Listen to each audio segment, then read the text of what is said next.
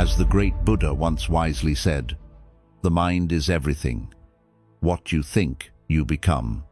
There is a war raging inside you, not with the world, but within your own head. Every emotion, every decision, every reaction originates in the mind, and if you don't master it, it will master you. It will drag you into anxiety, into fear, into addiction, into regret. Slowly, silently, until one day you look in the mirror and don't recognize who you've become. You may look calm on the outside, but inside, your mind could be screaming, doubting, attacking you, and no one around you even knows. But there is a way out, a way to bring peace back to your mind and power back to your life. Buddhist wisdom is not just philosophy, it is medicine. It is a compass. It is a light for the mind lost in its own darkness. Let us begin. 1. Watch your thoughts like clouds in the sky. Imagine looking up at the sky on a peaceful day. The sky itself is calm, endless and still, but clouds come and go, sometimes light and fluffy, other times dark and stormy. These clouds don't change the sky, they only pass through it. In the same way, your mind is like the sky, pure and open. But your thoughts, they are like clouds. Some are soft and harmless, others are heavy with sadness, anger, or fear. But here is the truth. Just because a cloud appears doesn't mean the sky is broken, and just because a thought enters your mind doesn't mean it defines who you are. Yet most people fall into a trap. When a sad thought appears, they say, "I am sad." When a fearful thought arises, they believe, "I am in danger." They confuse themselves with the thought, as if the cloud has become the sky. But Buddhism teaches something very different and very powerful. You are not your thoughts. You are the one who sees them. You are the sky, not the passing weather. This simple awareness can change everything. Take a few minutes each day to sit quietly. No phone, no noise, just sit and breathe. Let your thoughts rise and fall without grabbing them, without chasing them, without judging them. Don't try to push them away, and don't hold on to them either. Simply observe. Be like a mountain watching the wind move across its surface. When you do this, something amazing happens. You begin to create space between you and your thoughts. That space is freedom. That space is power. It's the difference between reacting blindly and responding with wisdom. You may have an angry thought, but you no longer act in anger. You may feel sadness, but you don't drown in it. You may remember something painful, but it no longer controls you. And just like the sky is never truly harmed by a storm, your mind remains untouched at its core. The cloud cannot shake the sky. And no matter how many thoughts appear, they can never break the deep stillness inside you unless you let them. So the next time a painful thought appears, don't panic. Don't identify with it. Don't say, "This is me." Just smile gently, like you're watching a cloud drift by, and say in your heart, "This too shall pass." That's how you begin to reclaim your peace. Not by fighting the mind, but by understanding it. Not by silencing every thought, but by learning how to let them go. And the more you practice this, the stronger your awareness becomes. One day, a storm may rise in your mind, but you'll remain calm like the sky, untouched and free. That is the beginning of real power. 2.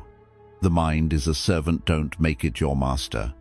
Imagine handing the keys to your house to a stranger who doesn't know how to drive and watching them crash into everything. That's exactly what happens when you let your mind run without discipline. It doesn't matter how smart or talented you are, if your mind is uncontrolled, it will sabotage everything you try to build. The truth is, your mind was never meant to lead. It was designed to serve. It is a powerful tool, a magnificent servant, but it makes a terrible master. When the mind controls you, it will drag you into endless loops of overthinking, fear, anxiety, guilt, regret, and doubt. You'll constantly jump from one worry to the next.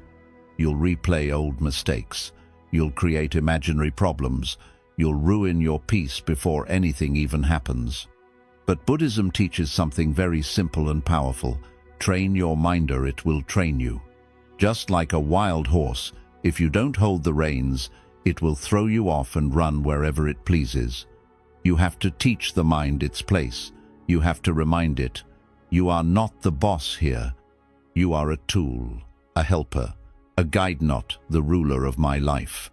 How do you begin this training? Not through anger, not through suppression, but through awareness and gentle discipline. Start with meditation, not to escape life, but to learn how your mind operates. Sit down, close your eyes, and observe your thoughts. Watch how quickly your mind wanders. Notice how fast it jumps from one thing to another.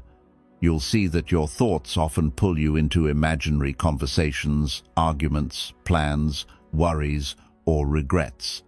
That's the untrained mind, always busy, always noisy, never present. Now breathe. Bring your attention back, again and again. Every time your mind wanders, don't get angry. Just smile and gently return. This is the training. This is the taming. Like teaching a child not to touch fire, you teach your mind to stay where it is helpful and leave where it is harmful. You also need to become aware of your self-talk, your inner voice.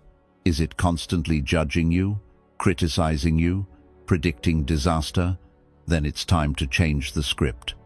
You don't have to believe everything your mind says. Not every thought is truth. Many thoughts are just echoes of your past, your fears, your pain, your conditioning. Question them, replace them, guide them. Because the reality is, an undisciplined mind will cost you everything. Your happiness, your relationships, your sleep, your peace, even your future. But a disciplined mind, that is the beginning of true freedom. A trained mind stays focused when others are distracted. A trained mind remains calm when chaos surrounds it. A trained mind helps you make wise decisions when others react emotionally. A trained mind becomes your ally in pain, your compass in confusion, your protector in difficult times. Think of the Buddha not as a god, but as a man who mastered his mind. That is why he sat so peacefully, even when the world around him was full of suffering. He didn't let his mind run wild. He led it. He trained it to follow wisdom, not fear. And you can do the same. So remember, the mind is a servant. It is here to help you think clearly, solve problems, make decisions, and stay focused. But never hand it the keys to your life. If you do, it will drive you in circles, deeper into suffering. But if you guide it with awareness and practice, it will carry you far toward peace, clarity, and freedom. Every moment you spend training your mind is a moment you reclaim your life. 3. Do not trust the first voice that speaks. Inside your head, there is a voice that never seems to stop talking. It reacts quickly. It jumps to conclusions. It criticizes, judges, fears, doubts, and overthinks everything. This voice seems so real, so convincing, that we often obey it without question. But what if I told you this voice is not your wisdom, it's your programming? You see, your mind is shaped by your past. Everything you've been through, every hurt, every fear, every rejection, every trauma gets stored deep inside. And when something happens in the present, your mind doesn't always respond with clarity. It reacts with old wounds. This is why when someone says something small, your mind might explode with anger. Or when you make a little mistake, your mind floods you with shame and fear. Or when life gets uncertain, your mind spins into panic. The first voice that speaks in your head is usually not the voice of your higher self. It's the voice of your survival self. It speaks fast, not because it's wise, but because it's afraid. It wants to protect you, but in doing so, it often hurts you. It tells you to stay small, to be careful, to avoid risk, to expect the worst. And if you believe it blindly, you will stay stuck in the same patterns for years, never growing, never healing. Buddhism teaches us not to react immediately, not to obey every thought, not to believe every story your mind tells. Instead, it teaches stillness, pause, observation. When a thought appears, especially a strong onido, not jump into it, just wait. Let's say someone criticizes you. The first voice might say, "They don't respect you, say something back." Or maybe, "They're right, you're useless." Stop. Wait. Instead of reacting, breathe. Observe the thought without becoming it. Watch what happens in your body. Does your chest tighten? Does your stomach sink? Does your heart race? These are signs that your nervous system has been triggered and your survival mind has taken the wheel. But here's the miracle. If you don't feed the thought, it loses its power. The angry voice weakens, the self-critical voice softens, and beneath that noise, something deeper begins to rise. A calmer voice, a wiser voice, one that doesn't speak in panic, but in peace. That voice might say, "It's okay. This moment doesn't define me." Or, "This person may be hurting too." Or even, "Let's step back and see clearly." This deeper voice is not loud, it's not dramatic, but it's honest, it's gentle, and it guides you from truth, not trauma. It often takes a few seconds of silence to hear it, but that silence is sacred. That space is where transformation happens. One of the greatest Buddhist teachings is that you are not your thoughts. You are the awareness behind them. You are not the first voice that speaks. You are the one who chooses whether to listen. And this choice is everything. Because when you stop reacting to the first voice, your whole life begins to change. Instead of shouting in anger, you speak with clarity. Instead of sinking into shame, you offer yourself compassion. Instead of spiraling in fear, you take wise, grounded action. Instead of repeating the past, you finally step into the present. Think of your mind like a noisy marketplace. There's always a vendor shouting something, "You're not good enough. You're going to fail. You should be scared." But you don't have to buy what they're selling. Just because a voice is loud doesn't mean it's right. Just because a thought is familiar doesn't mean it's true.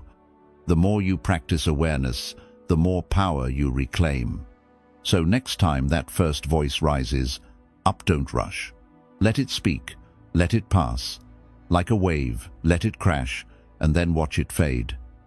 Beneath the noise, your real wisdom is waiting. It's always been there, calm, quiet, steady like a mountain. And when you learn to listen to that voice, the second voice, the still voice, your actions become rooted in peace, not panic, in love, not fear, in strength, not survival. This is how you take your mind back. Not by silencing the thoughts, but by choosing which voice to follow. 4. Attachment is the root of inner chaos. One of the deepest sources of suffering in life is not the event itself, but our attachment to how we think things should be. We suffer not because people leave, but because we can't let go. We suffer not because plans change, but because we cling to what could have been. We suffer not because the world is imperfect, but because we demand it to be perfect according to our own ideas. Buddhism teaches that attachment is the root of all suffering. And this doesn't just mean material attachment. It includes attachment to people, emotions, identities, expectations, memories, and even outcomes. When you become attached, you're saying to life, "It must be this way or I can't be happy." And in doing so, you tie your peace to something that is constantly changing. You see, life is like a river, it's always moving. But attachment tries to freeze the river. It says, "Stay the way you are, don't change." But that's not how life works. People evolve. Situations shift, time flows. Trying to hold on to a specific moment, feeling, or person is like trying to hold water in your hands. It slips through no matter how tightly you grip. Yet, we keep holding. We hold on to the relationship that's over, the version of ourselves we used to be, the dream that didn't happen, the praise we once received, the pain someone caused us. And the more tightly we hold, the more our mind spins in chaos. We begin to fear loss. We start to control. We replay the past. We worry about the future. And slowly, without realizing, we stop living because our mind is too busy clinging to what was or what should be. But here's the truth Buddhism reveals. Freedom begins where attachment ends. Letting go doesn't mean you stop caring. It doesn't mean you give up. It doesn't mean you become cold or disconnected. Letting go means you allow life to move without trying to grip it so tightly. You love, but without trying to possess. You dream, but without becoming imprisoned by the outcome. You feel pain, but you don't let it define your identity. You enjoy the moment, but you're not broken when it passes. This is the way of the middle path where you live fully but without chains. Take a moment to reflect. Are you holding on to a person who is no longer walking beside you? Are you attached to an image of success that's now hurting your peace? Are you chasing an old version of happiness while ignoring the beauty of the present? Ask yourself, is this attachment serving me or enslaving me? The mind clings because it fears the unknown. It says, if I let go, I'll lose everything. But the opposite is true. When you let go, you gain back your inner space, your peace, your energy, your presence. You begin to realize your happiness was never meant to depend on something outside of you. It was always within, hidden beneath the layers of grasping, fear, and need. Like the sky hidden behind thick clouds, still there, still vast, still untouched. Letting go is not a one-time act. It's a daily practice. When you notice your mind clinging, pause. Take a deep breath. Say to yourself, I release this. I trust life. I return to now. Over time, your grip softens. The fear fades. And in that space, peace enters, not because everything outside is perfect, but because your mind is no longer at war with reality. This is the path of inner calm. You walk it not by adding more, but by releasing what no longer serves you. You don't become free by controlling life. You become free by surrendering to its flow. And in that surrender, you discover something extraordinary. The more you let go, the lighter you become. And the lighter you become, the higher you rise. So let go not out of weakness, but out of wisdom. Not because you don't care, but because you finally do, about your peace, your clarity, your soul. And remember, the sky loses nothing when a cloud passes by. Let your attachments drift like clouds and return to the still, spacious freedom that has always been yours. 5. Learn the art of single-pointed focus. In the modern world, distraction is the new disease. Your mind is constantly being pulled in 1,000 directions. Notifications, messages, emails, social media, noise, opinions, expectations. Every single day, your attention is fragmented into smaller and smaller pieces. And with every moment you allow yourself to be pulled away from the present, you weaken the power of your mind. You see, the mind was never designed to multitask endlessly. It was not meant to shift gears every few seconds, to scroll through hundreds of images, to respond instantly to every ping and buzz. The natural state of the mind, according to Buddhist teachings, is calm, steady, and clear, like a still lake reflecting the sky. But the untrained, distracted mind becomes like stormy, water-muddy, turbulent, unable to reflect anything clearly. Buddhism teaches a powerful practice called samadhi, which means deep, single-pointed concentration. It is the ability to focus entirely on one thing without allowing your attention to be hijacked. And make no mistake, this is not just about work or productivity, this is about spiritual clarity. When your mind is focused, your perception sharpens, your emotions settle, your body relaxes. Your anxiety disappears. Your decisions become aligned with your inner truth. A distracted mind lives on the surface, always reacting, always chasing. A focused mind sinks into the depth of the moment. It listens more, sees more, feels more, understands more. Think about this. When was the last time you did just one thing with your full attention? Not thinking of what's next, not half listening, not multitasking, but truly present. Maybe it was when you were watching a sunset, or holding someone you love, or walking alone in nature. In those moments, didn't everything feel simple, light, peaceful? That's the power of attention. Where your attention goes, your energy flows, and wherever your energy flows, your life grows. But if your attention is scattered, your energy becomes diluted, and your life begins to feel chaotic, empty, and exhausting. Now, understand this. Training the mind to focus is not about force, it's about practice. You start by choosing one thing to bring your awareness to. It could be your breath. It could be a candle flame. It could be the sound of the wind or the task in front of you. You gently place your attention there, and when the mind wanders, as it always will, you don't get frustrated. You simply bring it back, again and again. This repetition is how you build the muscle of mental stillness. Just as a body becomes strong through daily exercise, the mind becomes focused through daily presence. Single-pointed focus is not a gift reserved for monks in caves. It is available to you in every moment. You can eat mindfully without rushing or scrolling. You can speak with full attention, looking someone in the eye and truly hearing their words. You can work with clarity without checking your phone every 5 minutes. And when you live like this, fully absorbed in the moment, you begin to enter a different state of being. Your anxiety fades, not because the world has changed, but because your attention is no longer scattered. Your fears quiet down, not because there is no danger, but because your awareness is stronger than your panic. You begin to feel more grounded, more energized, more alive. A focused mind is not just peaceful, it is powerful.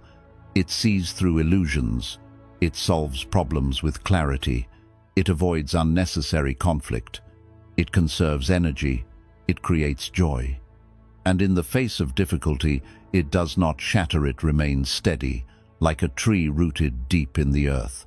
That is the power of samadhi. That is the gift of a trained mind. So make this your daily practice. Slow down. Choose one thing. Pour your awareness into it fully. And when you feel your attention slipping, don't criticize yourself. Just return, gently and patiently, like returning home after being lost. With time, your mind will learn. It will stop running. It will stop reacting. It will begin to rest in the present moment, and in that presence, you will discover a peace that no distraction can ever give you. You don't need a silent forest or a temple to train your mind. Every moment is an opportunity. Every breath is a doorway. Every task is a path. Walk it slowly, walk it fully. And you will discover that the mind you once thought was wild and chaotic can become your greatest ally in life, or not by chasing more, but by focusing on less. 6. Your mind feeds on what you feed it. Your mind is not a vacuum, it is a sponge. It absorbs everything you allow into it. The sounds you hear, the words you read, the images you scroll through, the conversations you engage in, and even the silence you ignore. Just as your body becomes what you eat, your mind becomes what you consume. It is shaped, molded, and conditioned by every experience, every repetition, and every influence you expose it to, whether you realize it or not. And this silent process, this constant absorption, either builds your peace or breaks it. In Buddhism, the importance of mindful consumption is emphasized deeply, not only in the food you take into your body, but in the ideas, stories, and energies you take into your consciousness. Most people understand how junk food harms the body, but they fail to see how junk thoughts, toxic media, shallow entertainment, fear-driven news, and endless comparisons slowly poison the mind. Day after day, we scroll through images that trigger envy, watch videos that glorify violence or drama, and engage in conversations that stir gossip, judgment, and negativity. And then we wonder why we feel anxious, why we can't sleep peacefully, why our thoughts are loud, restless, and never-ending. The answer is simple. What you feed grows. If you feed your mind fear, it grows fearful. If you feed it anger, it becomes reactive. If you feed it lust, it grows restless. If you feed it mindlessness, it becomes numb. But if you feed it truth, it becomes wise. If you feed it peace, it begins to settle. If you feed it kindness, it opens. If you feed it mindfulness, it becomes still, present, and deeply aware. You must begin to treat your mind with the same care and discipline as you would treat a fragile, sacred garden. You don't allow weeds to overgrow a garden and then complain that your flowers won't bloom. You don't pour dirty water into a stream and expect it to stay clear. So why allow mental pollution to pour into your consciousness all day and still expect clarity, peace, and joy? Start becoming more conscious of everything that enters your mind. Observe the effects of what you consume. After watching a show or scrolling your feed, do you feel calm or more agitated, inspired or more empty, connected or more lost? After spending time with someone, do you feel expanded or drained? These are not coincidences, these are signs. Your emotional response is your soul's way of telling you what your mind is digesting. Buddhism teaches that right view and right mindfulness are essential to awakening. This means being deeply intentional about what you give your attention to. Attention is your currency. It's the most precious thing you own. Where your attention goes, your life follows. If you allow it to be hijacked by meaningless noise, your life becomes that noise. If you choose to direct it with care, your life begins to reflect that clarity. Make a conscious shift. Choose silence over meaningless chatter. Choose wisdom over mindless content. Choose books that nourish the soul over gossip that poisons it. Choose to follow people who bring light, not chaos, into your mind. Protect your mental space like a sacred temple. Just as you wouldn't invite a reckless person to smash things in your home, don't allow destructive thoughts or voices to take root in your mental home. You must also be careful with repetition. The mind learns through what it hears again and again. If you constantly repeat, "I'm not good enough," your mind begins to believe it. If you always say, "Life is hard," your mind sees the world that way. But if you choose to repeat affirmations like, "I am at peace," "I trust the process of life," "This moment is enough," then slowly your mind reshapes its inner landscape, thought by thought, word by word. Meditation, journaling, mindful breathing, all of these are ways to clean and clear the mind. But the foundation begins with one essential truth. Stop feeding your mind what makes it sick. Cut off the stream of poison. Filter your content. Filter your conversations. Filter the voices you allow into your sacred space. You don't need to live in a cave to find peace. You just need to stop feeding your mind what takes peace away. Even a few minutes of mindfulness a day can be enough to begin healing the damage caused by years of distraction and noise. Start now. Make your mental diet clean. Not perfect, but intentional. Feed your mind stillness. Feed it gratitude. Feed it loving kindness. Feed it teachings that guide you back to your center. Because, in the end, your mind is always becoming something. The only question is, what are you making it become? And the answer begins with what you choose to feed it, moment by moment, day by day. 7. Empty your mind daily, like pouring out dirty water. Most people spend their lives collecting. They gather thoughts, memories, opinions, worries, emotions, past conversations, future fears, regrets, dreams, and stories. Day after day, they carry all of it inside their minds like a heavy sack strapped to their back. And because they never release what they've gathered, their minds become overloaded, cluttered, noisy, restless. They lie in bed with a racing mind. They sit at work distracted. They talk to others but aren't really present. Why? Because they've never learned the sacred art of mental release. They've never been taught that just as the body must eliminate waste to stay healthy, the mind too must be emptied regularly to remain clear and at peace. Buddhism teaches that the mind is not a container to be filled, but a space to be kept open. It is not a storage unit for emotional baggage or mental noise. It is a temple, a vessel for clarity, stillness, and insight. But you cannot access clarity in a mind that is already full of old clutter. You cannot hear the voice of wisdom when it's drowned out by the noise of yesterday. You cannot experience peace in a mind that never pauses to breathe. This is why we meditate. This is why we return to silence. Not to run from life, but to make room for life to enter us again fresh, clean, and undistorted. Think of your mind like a cup. Each day, life pours things into it: experiences, interactions, information, stress, stimulation. If you don't pour any of it out, it spills.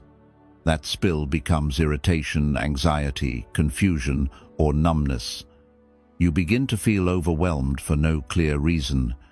You snap at small things. You zone out during important moments. You forget simple tasks. This isn't because you're weak.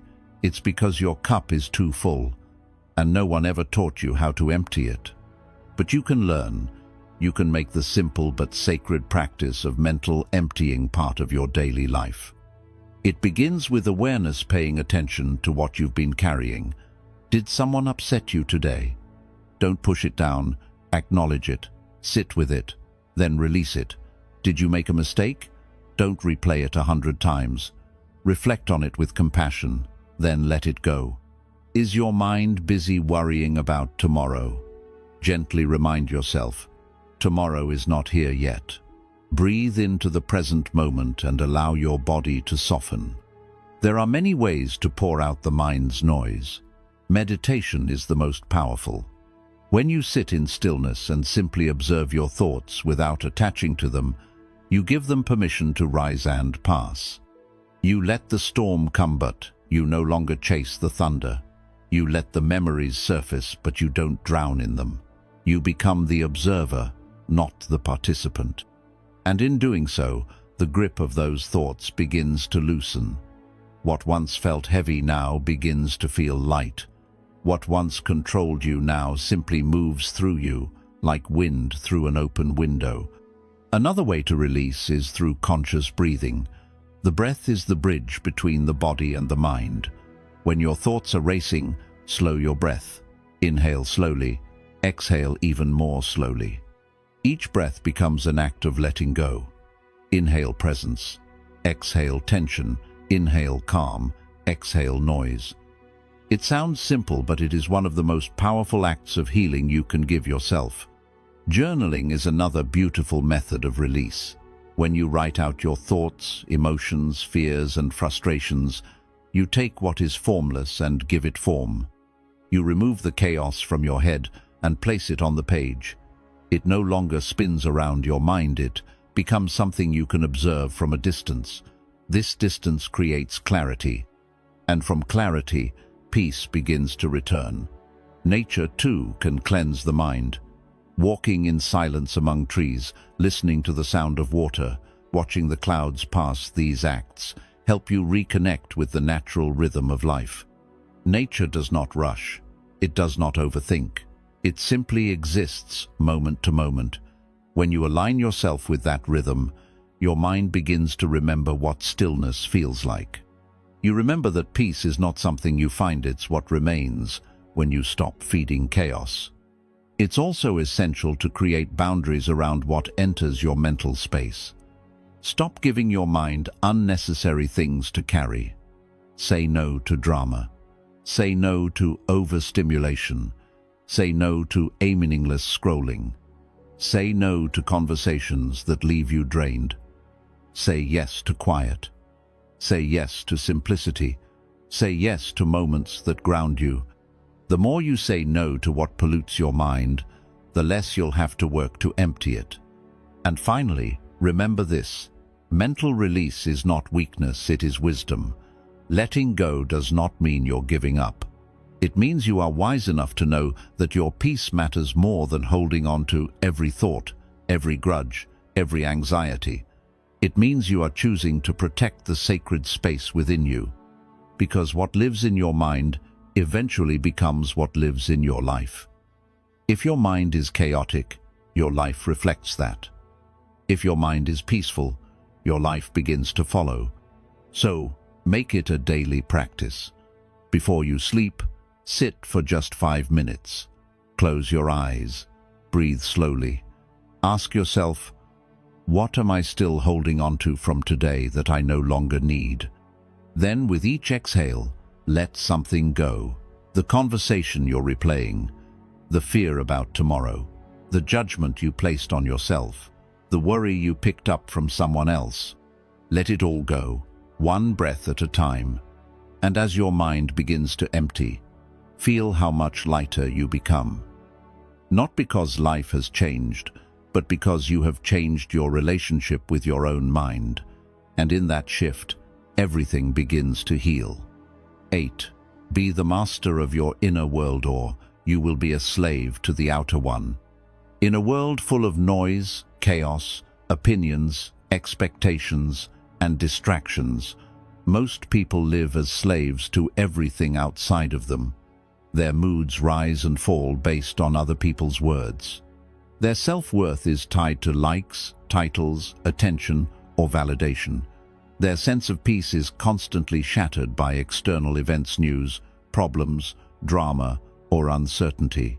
They are pulled in every direction by forces they do not control, and they mistake this storm for normal life. But Buddhism reveals a liberating truth. You do not need to control the outer world to find peace. You only need to master your inner one. Your mind is the seat of your reality. It interprets, reacts, colors, and filters everything you experience. Two people can live the same situation. One suffers, the other smiles. The difference? Not the world, but the inner world. The one who suffers is still ruled by their thoughts. The one who smiles has begun to rule their thoughts. If you do not master your inner world, your thoughts, your emotions, your attention, then the outer world will master you. You will be angry when someone disagrees with you. You will be jealous when someone else shines. You will be insecure when life shifts. You will be anxious every time uncertainty appears. And this kind of living is not freedom, it is internal slavery. When Buddha sat beneath the Bodhi tree, he wasn't running from the world, he was facing the real battlefield, the mind. The demons that visited him weren't outside. They were temptations, fears, distractions, doubts, all rising from within. And how did he overcome them? Not with violence, not with denial, but with awareness, stillness, and understanding. He looked at them and said, "I see you." That was enough. Because once you see the enemy within clearly, it loses its power to control you. To become the master of your inner world, you must begin with one essential step. Take full responsibility for your mind. Do not blame others for your anger. Do not blame the world for your suffering. Yes, life is hard. People can be unfair. The world is unpredictable, but your reactions, those are yours. Your thoughts, those are yours. Your interpretations, stories, expectations, those all rise from within you, and that means you have the power to change them. This is not about blaming yourself, it's about empowering yourself. It's the difference between saying, "He made me angry," and "Anger rose within me because I'm still wounded in this area." One gives away your power, the other reclaims it.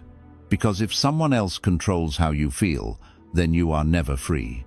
But if you control how you respond, you are always free, even in a world of chaos. Start by building a strong foundation of self-observation. Throughout your day, become aware of how your mind reacts. When someone interrupts you, what thought appears? When you fail at something, how do you speak to yourself? When plans fall apart, do you spiral into fear? Observe without judgment, just notice. This awareness is your first tool. Because what you cannot see, you cannot change. But what you observe without reacting to, you begin to untangle and dissolve. You must also learn the art of non-reactivity. This doesn't mean becoming passive, it means choosing your response instead of being dragged by emotion. If someone criticizes you, pause. If a thought tries to provoke fear, breathe. If your emotions surge, don't run from sit with them. Watch them rise. Watch them peak and watch them pass. Just like waves, just like storms. Your emotions are not the enemy, they're messengers. But if you let them steer your life, they become masters. Mastering the inner world means respecting emotion but not bowing to it. Listening to thought but not obeying all of it. Feeling deeply but remaining still like the sky that holds the storm. Another pillar of inner mastery is intentional thought curation. Most people let their minds think whatever it wants, whenever it wants. This is dangerous. Your thoughts shape your reality. Repeated thoughts become beliefs. Beliefs shape perception, and perception creates experience. So if your mind constantly thinks, "I'm not enough," you will live in a reality that proves it. If your mind always thinks, "The world is against me," you will begin to see enemies everywhere. This is not magic. This is psychology. The Buddha said, "What we think, we become." That was not metaphor, it was instruction. So begin replacing harmful thoughts with wise ones. When a judgmental thought arises, replace it with compassion. When fear appears, meet it with trust. When self-doubt creeps in, counter it with a gentle reminder of your inner strength. It is not enough to remove weeds, you must plant flowers. You must reprogram the mind with truth, over and over, until truth becomes your default, not fear. You must also create rituals of inner purification. Just like you bathe the body, you must cleanse the mind. Meditation, stillness, breathwork, silence, gratitude, solitude. These are not luxuries, they are necessities. They allow you to clear the noise, reconnect with your essence, and restore balance. Every day that you do not empty your mind, it accumulates residue. And that residue clouds your judgment, steals your peace, and narrows your vision. But when you take time to return inward, you begin to feel light again, open, clear, alive. And finally, to truly master your inner world, you must understand this. Nothing outside of you can destroy your peace unless you give it permission. Not opinions, not criticism, not failure, not chaos. Everything that hurts you enters through the door of your own mind. Close that door, not by becoming cold, not by running away, but by training your awareness to see clearly, respond wisely, and stay rooted in what cannot be shaken. Your mind will try to wander, it will try to fear, it will try to judge, complain, and compare. This is what it was trained to do by the world. But now, It is your responsibility to retrain it. Teach it presence, teach it patience, teach it stillness, and with enough time, your inner world becomes a place of peace, a place of power, a place no storm can touch. Remember, the world will always change, people will come and go, success will rise and fall, the seasons will shift. But if you master your inner world, you will remain unmoved. And from that place of calm strength, you can meet life as it is, not with fear, but with grace. Not with control, but with clarity. Not with resistance, but with wisdom. And that is where real freedom begins, not in changing the world outside, but in transforming the world within. The mind that returns to the present moment is free. There is a secret doorway that leads out of fear, out of anxiety, out of suffering. This doorway is not hidden in the future. It is not buried in the past. It is here, now, this moment. But most people walk through life with their minds trapped in time, as if their present existence is a prison and salvation lives somewhere else. They think, "I'll feel better when this happens," or "I wish I could go back to when things were easier." And so they live as ghosts haunted by yesterday, obsessed with tomorrow, but rarely, if ever, alive to this breath. Buddhism teaches that the root of all suffering is disconnection from the present moment. Not because the present moment is always pleasant, sometimes it is painful, confusing, uncertain, but because when you resist what is, you suffer twice. First, from the pain itself, and second, from the mental stories you attach to it. These stories spin endlessly. Why is this happening to me? What if it never gets better? I should have done something differently. These thoughts do not solve anything. They are mental noise pretending to be useful, and if you do not interrupt them, they consume you completely. The mind is incredibly powerful, but it is not loyal to peace by default. It jumps to the future, searching for control. It returns to the past, searching for understanding.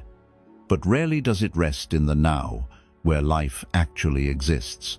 And this is the great tragedy of modern life: to have everything except presence, to hold your phone but not your breath, to hear others but not listen, to speak without awareness, to eat without tasting, to live without truly being alive. The truth is, peace is not found in escape, it is found in return to this body, this moment, this breath, right here, right now. So how do you return? Begin by becoming deeply intimate with your breath. The breath is always here. It does not belong to the past or future. It is the thread that anchors you to now. When the mind races, breathe. When fear rises, breathe. Not shallow, automatic breathing, but conscious, slow, grounded breath.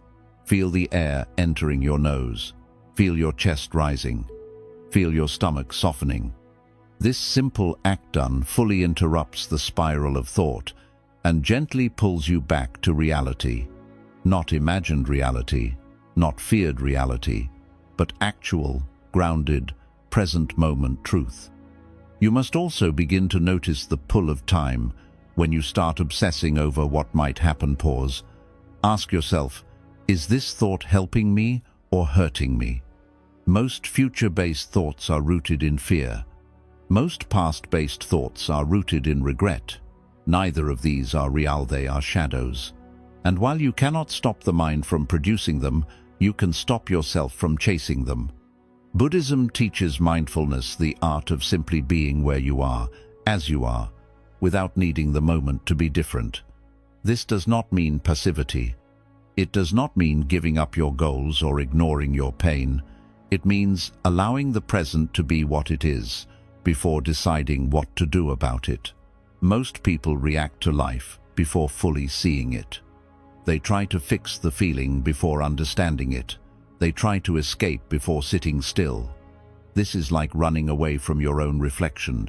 You'll never be free until you face it. Presence requires courage. To be fully here means to open yourself to everything. This moment contains joy, yes, but also discomfort, confusion, sadness. Yet the miracle is this: even the pain becomes lighter when you face it with presence. It is not the pain that breaks you, it is the resistance to pain.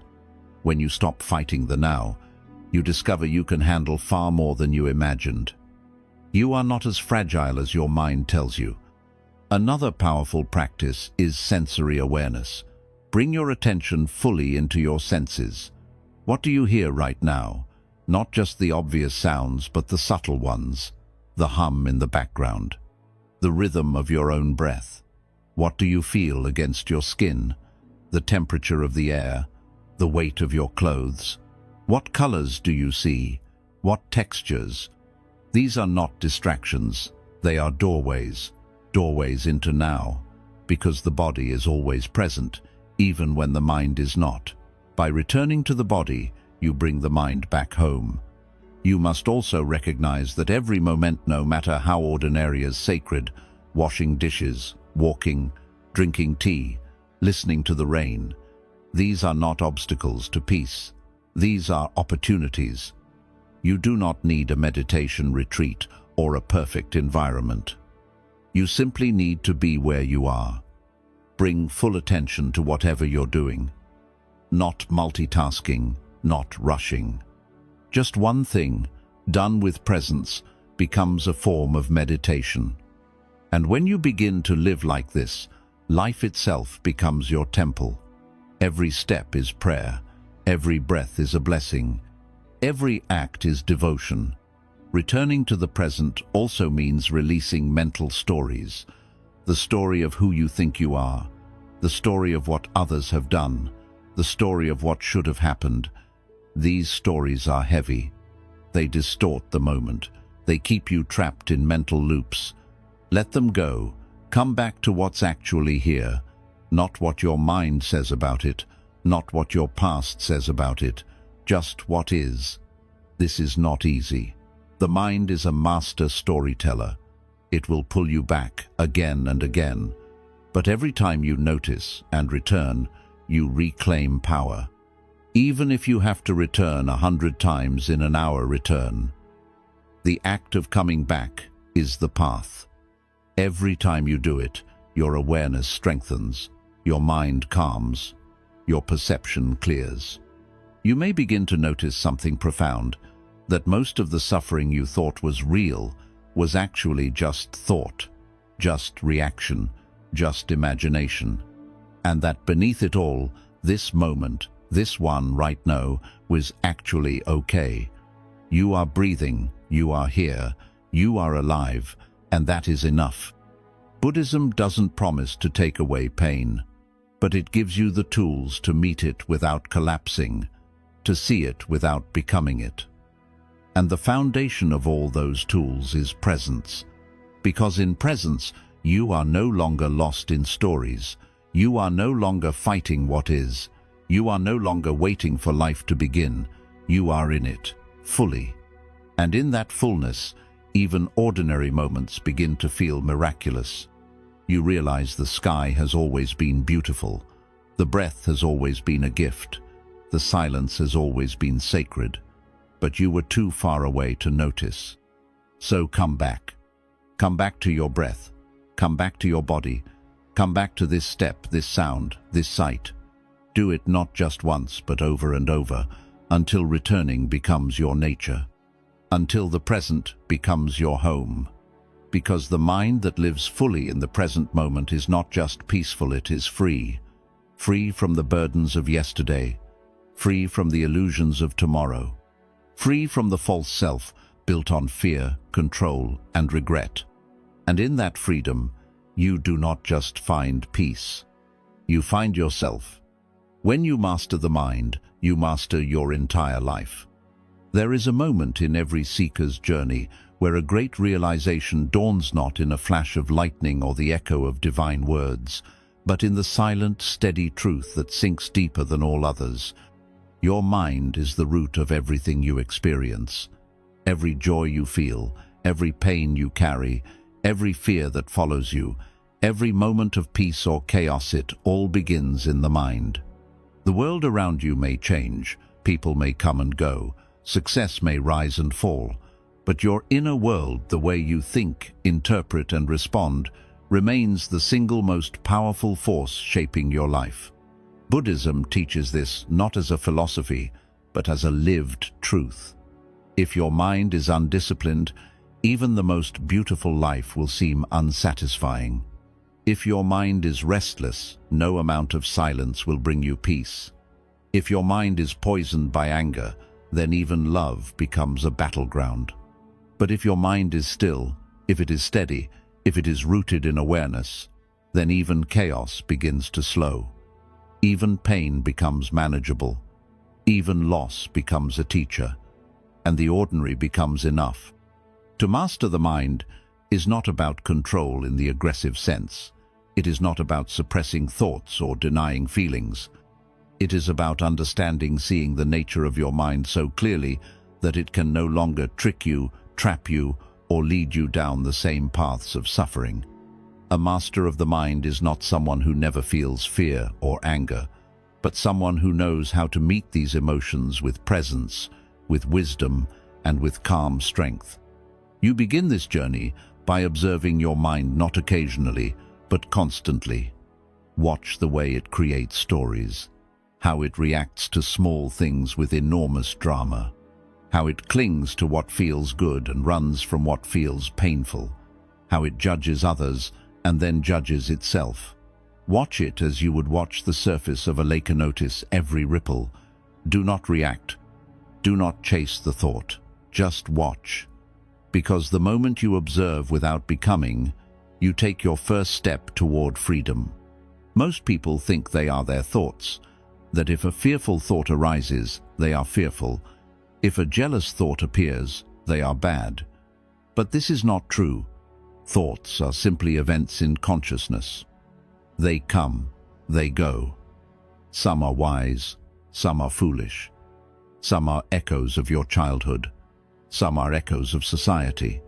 But none of them are you, unless you attach to them. The untrained mind attaches instantly. The trained mind watches, and it is in the watching that transformation begins. Buddhist masters teach the power of equanimity and inner steadiness that does not rise and fall with every emotion. Imagine standing at the shore, watching waves come and go. You don't jump into each one. You let them rise, you let them fall. This is how you must relate to your mind. The wave is not the problem. The problem is forgetting that you are not the wave. You are the shore.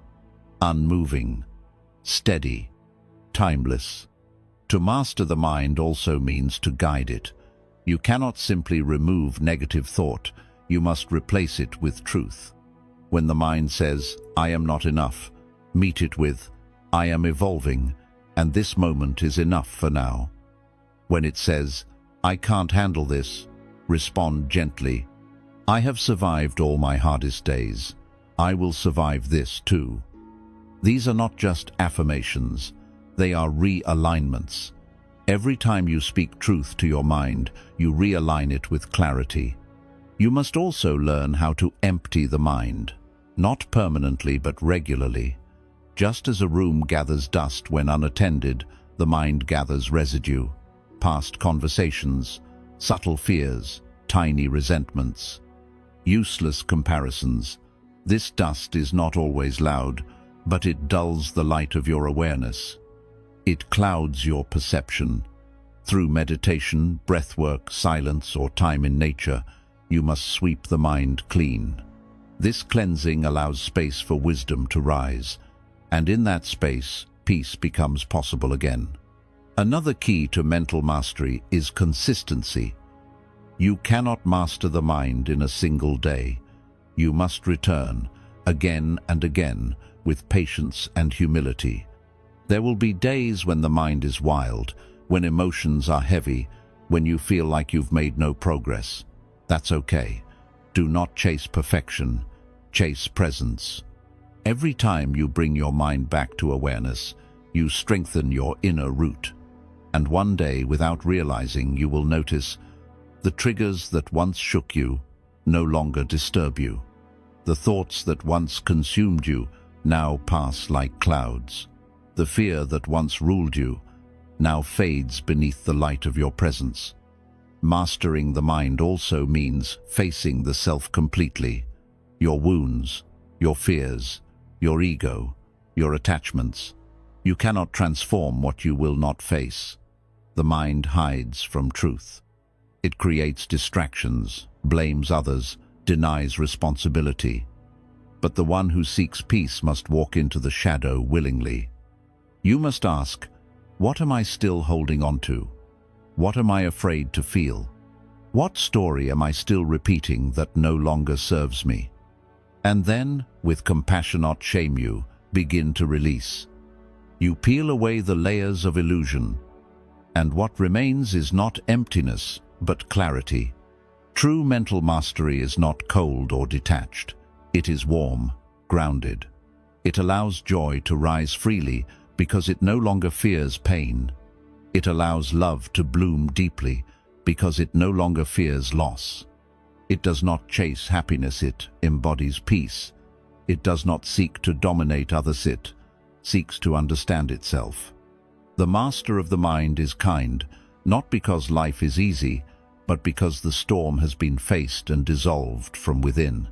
Buddhism does not offer quick fixes. It does not promise that pain will vanish or that life will always be simple. What it offers is a pathway to meet this life with eyes wide open, with a heart that is soft yet strong, and with a mind that is no longer your enemy, but your ally. And when that alliance is formed, when your mind begins to reflect your deepest truths instead of your deepest fears, your life changes in every way.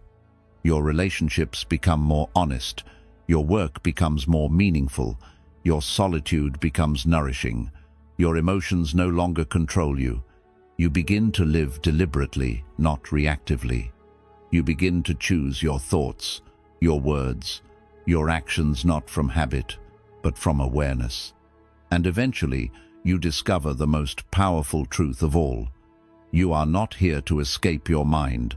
You are here to wake it up, to purify it, to train it, to bring it home to the present. And from that place of inner stillness, to live with wisdom, grace, and compassion. The world may still be chaotic. Others may still misunderstand you. Pain may still visit. But your response is no longer dictated by fear or confusion. Your life is no longer a reaction to outer noise, but an expression of inner clarity. And in that, you have won the greatest battle. You have mastered the mind. And in doing so, you have mastered life itself. Let me know if you'd now like a powerful conclusion that brings all 10 lessons together into one final, poetic and reflective ending. The path is not out there, it's within you. Many people spend their entire lives searching for something. Some search for happiness in money, others search for validation in relationships. Some chase freedom in success, while others seek peace by trying to escape the world. They run from place to place, goal to goal, dream to dream, hoping that the next achievement, the next destination, the next person will finally bring them what they crave. But the deeper you walk along the path of awareness, the clearer one truth becomes. You will not find what you seek outside of you because it was never out there to begin with. Buddhism reminds us gently and powerfully that the real path is inward, that everything you've ever longed for, peace, clarity, strength, love, freedom, fulfillment, already lives within you. It is not missing, it is not broken, it is not waiting in some distant future. It has only been buried. Buried beneath layers of mental noise, emotional wounds, conditioned beliefs, false identities, and the endless distractions of a world that teaches you to look everywhere except within. The journey within is not glamorous. It does not come with applause. There are no medals for facing your shadows, no trophies for sitting in silence, no crowd to cheer you on when you pause your life and ask yourself difficult questions. But it is the most important journey you will ever take. Because until you walk inward, you remain a stranger to yourself. You may wear many masks, you may play many roles, but beneath it all, you feel disconnected, like something essential is missing, even if everything looks fine on the surface. This disconnection is the real suffering. It is what leads people to numb themselves with pleasure, distract themselves with busyness, chase temporary highs, or fall into despair when life doesn't go their way. Because they've never been taught how to sit with themselves, how to listen, how to be still, how to face the truth that has always been waiting in silence.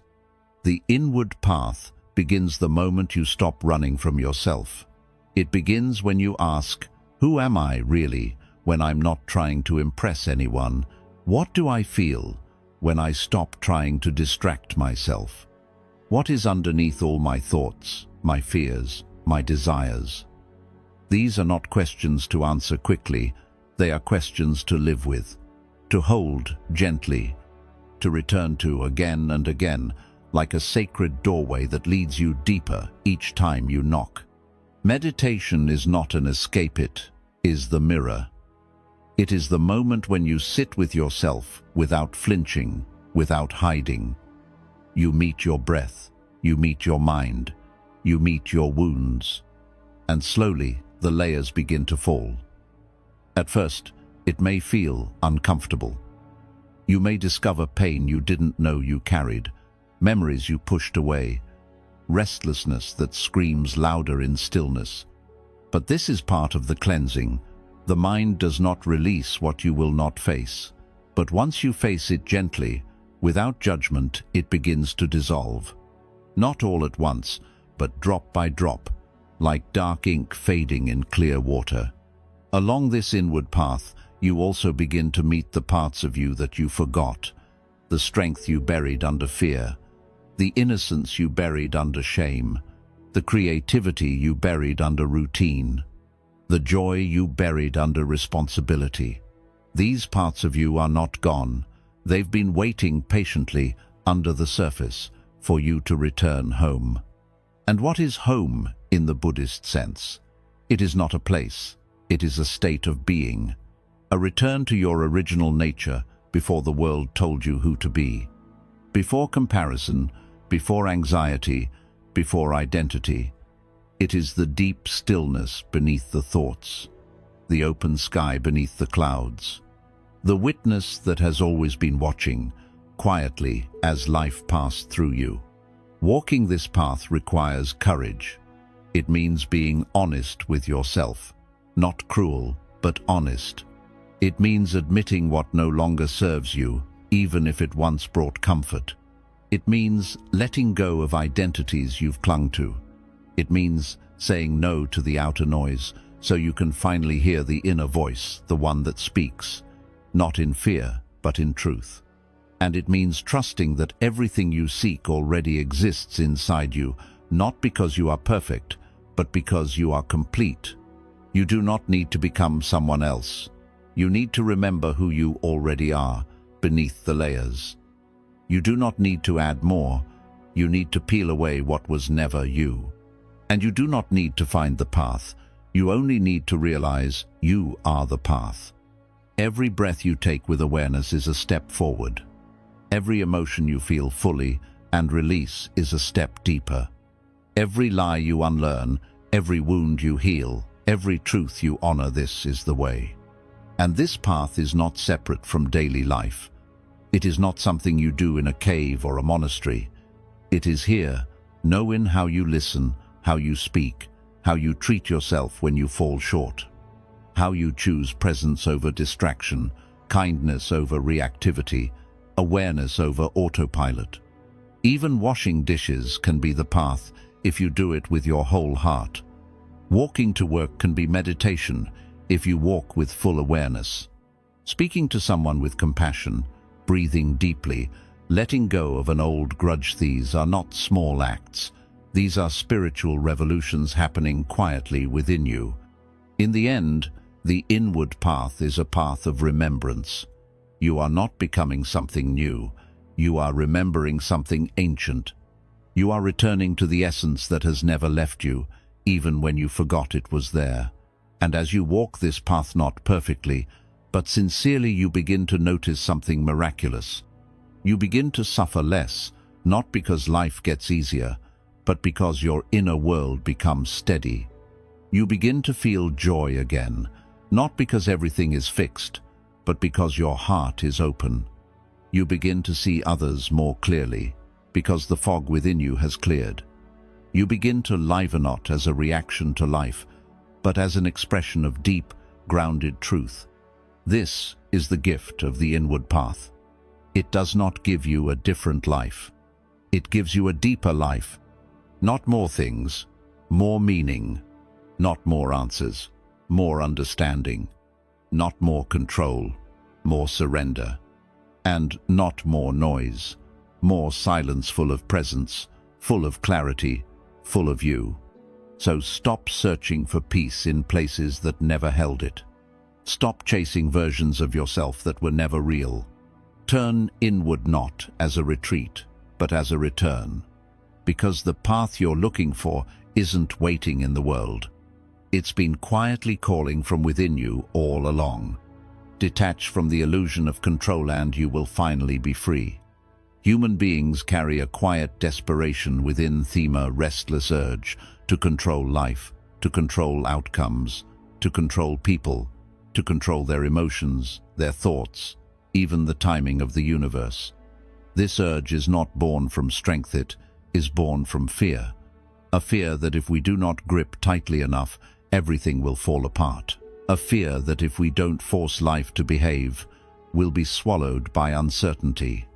But Buddhism teaches the exact opposite. It is not control that gives us peace, it is surrender. At first, this truth feels threatening.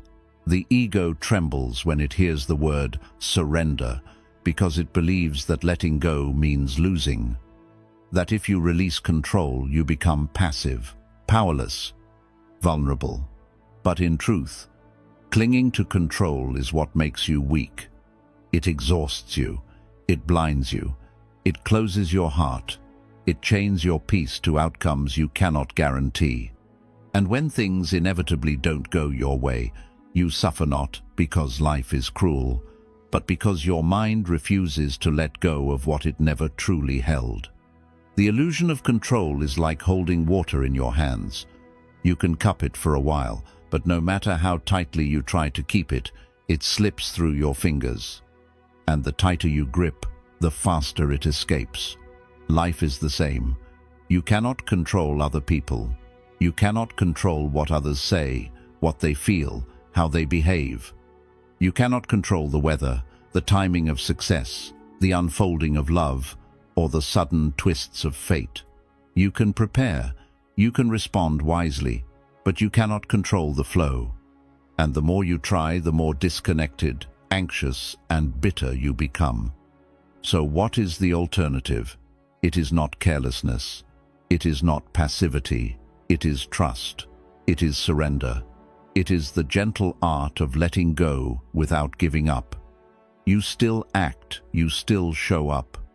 You still work, love, give, and grow. But you do so without being attached to how everything must turn out. You set your intention. You plant your seeds. You water them with presence and effort. But you do not scream at the tree to grow faster. You do not blame the clouds for the rain. You learn to live in harmony with the unpredictable rhythm of life, because life was never meant to be tamed. It was meant to be trusted. When you release control, something magical happens. Your mind begins to quiet down. Your anxiety lessens. Your relationships deepen. Your sleep becomes more restful. Your days feel lighter. Why? Because you are no longer fighting with life. You are flowing with it. You begin to respond to challenges instead of reacting in panic. You learn to breathe through uncertainty instead of rushing to escape it. You start making peace with not knowing, because you realize that not knowing is not the enemy. It is the natural state of all things. Control is rooted in fear. Surrender is rooted in wisdom. Wisdom understands that everything in this universe has a season, that things will come when they are meant to, and they will leave when their time is up. Wisdom doesn't try to cling to the wave it learns to surf. Wisdom doesn't try to capture the wind it learns to move with it. And wisdom doesn't need life to be perfected, only needs life to be real. Start observing where in your life you are trying to control what cannot be controlled. Are you trying to change someone who doesn't want to change? Are you obsessing over outcomes you can't force? Are you replaying conversations, worrying over things you already did? These are signs that your mind is trying to grasp the ungraspable. And these moments offer you a powerful opportunity not to tighten your grip, but to relax it, to breathe, to let go. And to remind yourself that your peace does not depend on external certainty, it depends on inner stillness. Buddhist teachings use the metaphor of an open hand. When your hand is open, life can move freely.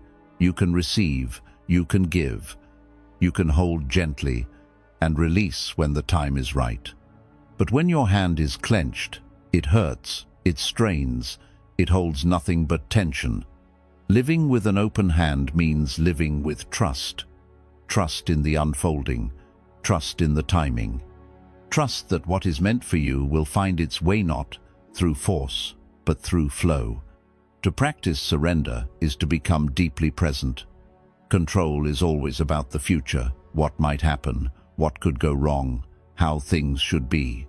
But surrender brings you back to now. And in this moment, right here, everything is okay. You are breathing. You are alive.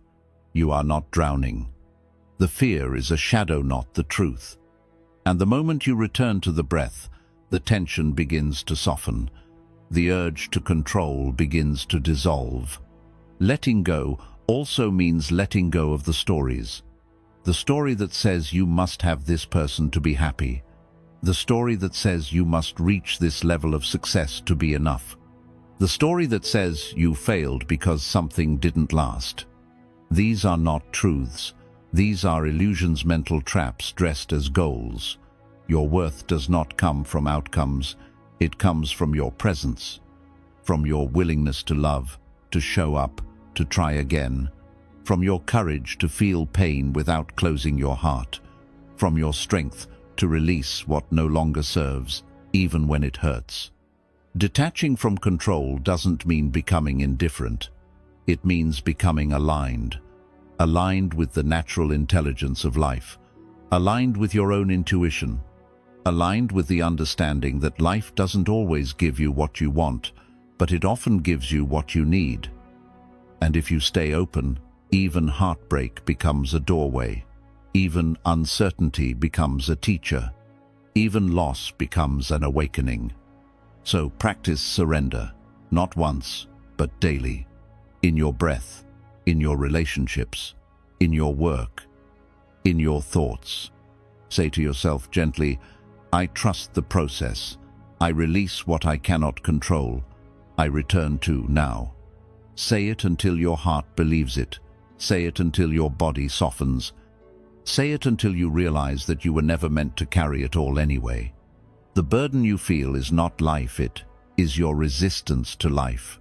And when you let go of resistance, you do not fall. You rise. You become light. You become free.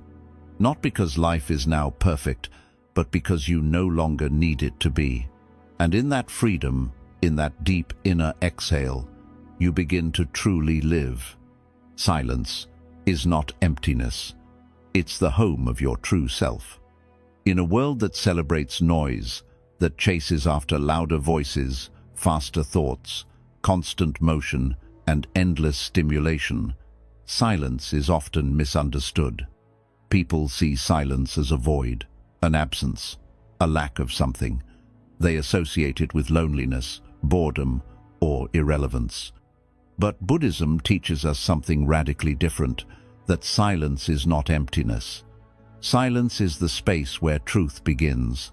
Silence is the mirror where your true self is finally seen clearly. Most people are afraid of silence, though they may not say it. When the external noise fades, when there is no screen glowing, no voice speaking, no task to distract the mind, they begin to feel a strange discomfort. They reach for their phone, they turn on the television, they call someone, anything to escape the stillness. But what they are truly running from is not silence, it is themselves. Because in silence, the mind begins to speak, and what it says can be startling. Unprocessed emotions rise. Forgotten memories float to the surface. The insecurities, the fears, the unresolved grief, they all emerge when the noise stops. But this is not a mistake. It is a purification, a cleansing, a return. Buddhist wisdom teaches that the path to peace begins not in gaining more, but in quieting what already is. The mind is like a lake. When agitated, it cannot reflect anything clearly. But when still, it becomes a perfect mirror. Silence is the stillness that allows this reflection. It reveals the false stories you've been telling yourself. It exposes the illusions you've clung to. It softens the inner war you didn't even know you were fighting. And in that gentle softening, a deeper truth begins to rise, not as a shout, but as a whisper that has always been there, waiting. Your true self does not need to prove, compare, chase, or impress. It does not need constant affirmation. It is not addicted to noise. It is simple, quiet, present, and it lives underneath the loudness of your thoughts. You cannot hear it through chaos. You cannot connect to it while rushing. You must enter silence not with fear, but with reverence. Because the silence you avoid is the home of your deepest clarity. Spiritual masters throughout time have honored silence, not as the absence of something, but as the presence of everything that truly matters. In silence, you meet your breath not just as an unconscious function, but as a sacred rhythm. You meet your body not just as a machine, but as a living, breathing temple. You meet your heart not just as an emotional organ, but as a compass guiding you toward truth. You meet your mind not to fight it, but to understand it. And finally, you meet your soul not as a distant concept, but as a real and present source of light within. Silence teaches you to listen, not to reply, but to receive. To listen not only to others, but to the subtle voice of your own being. In silence, you begin to distinguish between the voice of ego and the voice of intuition, between fear-based urgency and quiet inner knowing, between what the world wants from you and what your soul is asking for. This is not easy. It requires patience, courage, a willingness to sit with discomfort instead of fleeing from it. But the reward is priceless. Because once you begin to recognize your own voice beneath the conditioning, you are no longer lost. You begin to walk your own path not in rebellion, but in alignment. Silence is also healing. It holds what words cannot. Sometimes the most profound shifts in your life will not come from books or conversations, but from moments of stillness.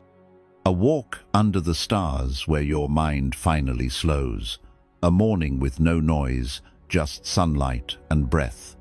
A pause between tasks where clarity suddenly dawns.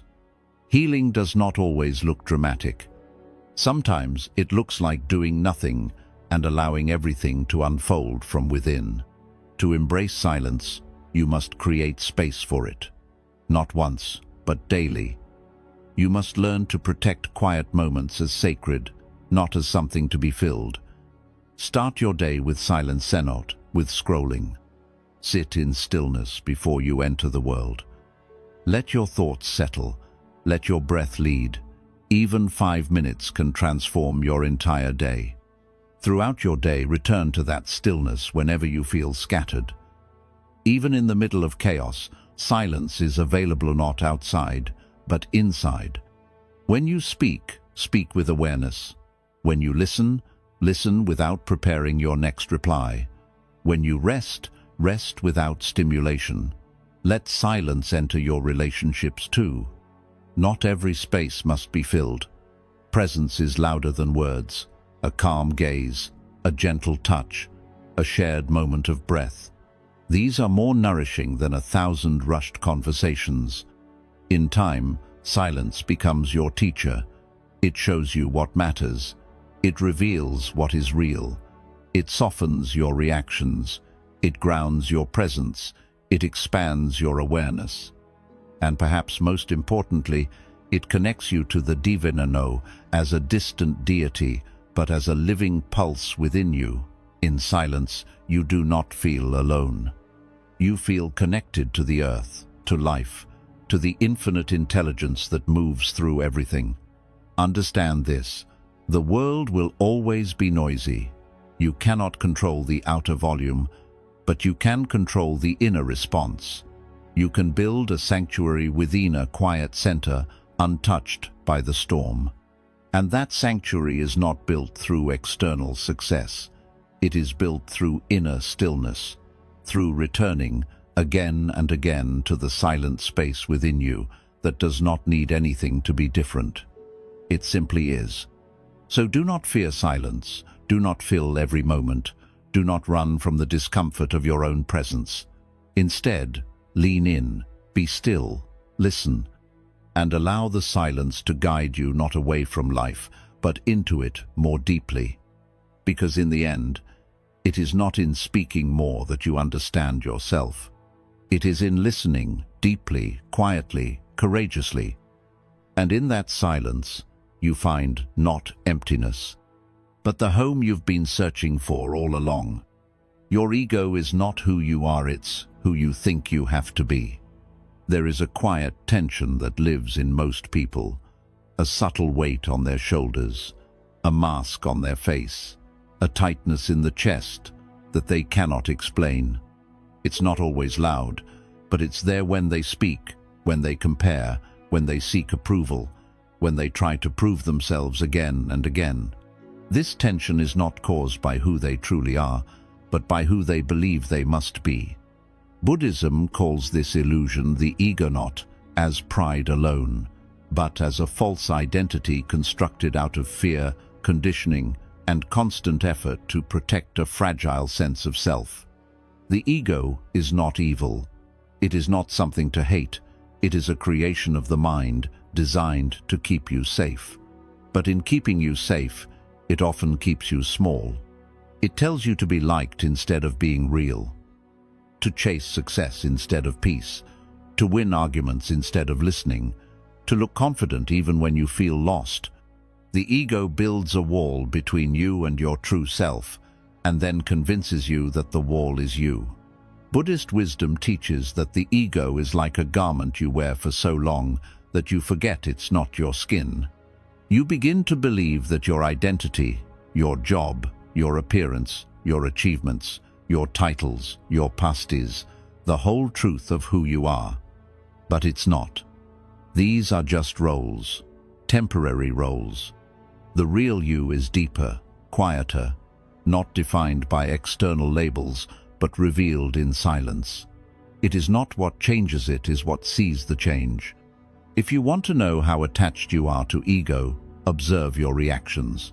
When someone disrespects you, does your anger rise instantly? That's ego defending itself.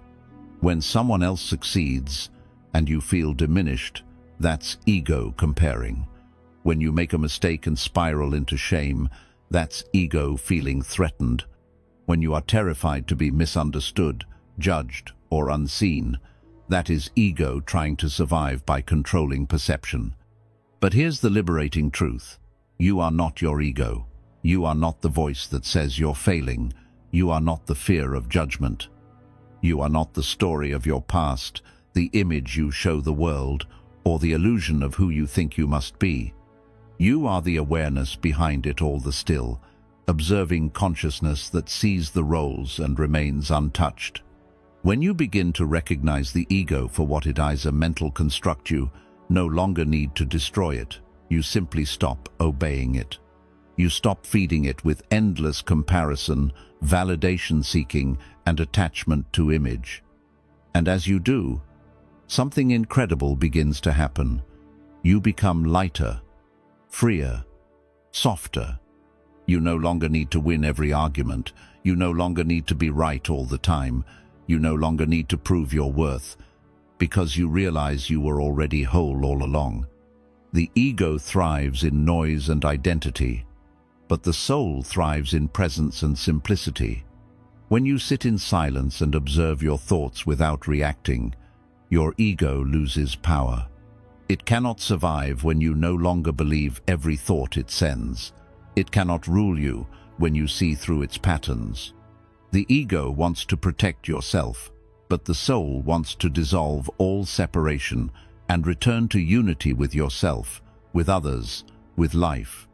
Buddhism invites you not to fight your ego, but to see it, to watch how it operates, to smile gently when it shows up, to breathe through its fear, to choose your deeper self, even when your ego is screaming for attention. And this is not weakness, this is the highest strength, because anyone can yell back, posture, or defend. But it takes great strength to remain rooted in stillness when your ego is shaking. It takes great strength to respond with compassion when your ego demands revenge. It takes deep wisdom to remain small in the eyes of the world, yet large in the presence of your own soul. When you live from ego, you are constantly performing. Every room becomes a stage. Every interaction becomes a transaction. You say what you think others want to hear. You hide your vulnerability.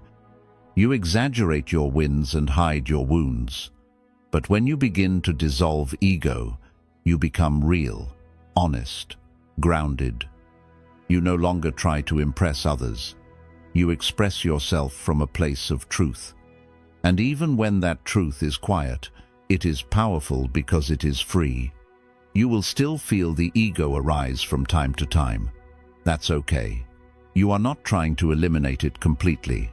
You are learning to live with awareness. The ego may whisper, "You're falling behind." Awareness answers, "I walk in my own time." Ego says, "They're judging you." Awareness says, "Let them. I am not here to be understood. I am here to be whole." Ego says, "You must control everything." Awareness smiles, "Let it flow. What is meant for me will not miss me." As ego dissolves, life becomes simpler.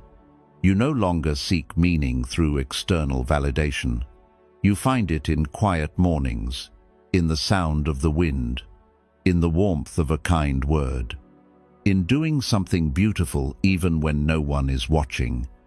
You begin to trust life more, not because you've figured it all out, but because your inner world is no longer in conflict with itself. You no longer fight the world because you've made peace with yourself. And what happens when you live without ego? You become light, open, available, present. You don't carry the weight of image or expectation. You don't overthink your every move. You don't shrink when misunderstood. You radiate an energy that is rare because it is real. You give without needing to be seen. You listen without needing to speak. You serve without needing credit. You love without needing control. And this, in the deepest sense, is freedom. This is what Buddhism points toward, not the destruction of the self, but the unmasking of the false self so that your true self can finally breathe. The ego will always try to reappear. It will wear new disguises. But the more aware you become, the more gently you can say, "I see you, but I no longer follow you." You are not here to become a better version of your ego. You are here to remember the self that needs no version at all. True peace doesn't come when life is silent, it comes when your mind is. Many people spend their entire lives chasing peace as if it's a destination. They wait for the perfect moment, the quiet house, the solved problems, the complete success, the healed relationship, the tidy life. They think, when everything calms down, then I'll be at peace. When everyone understands me, when I have enough money, when I figure it all out, then I'll finally rest. But Buddhism gently reveals the truth. Peace is not something that comes from outside, it's something that blooms inside, regardless of what happens around you. The great mistake is believing that peace is the absence of noise. That if you eliminate all chaos, all struggle, all distraction, then stillness will arrive. But life never becomes perfectly silent. The world is not designed for constant calm. Storms come, people change, unexpected things happen. The noise out there will always fluctuate. You cannot control it. But what you can control is the quality of your mind. You can learn to quiet the storm within even while the storm outside continues. Peace is not about escaping noise, it is about transforming your relationship to it. A peaceful mind is not one that never hears chaos.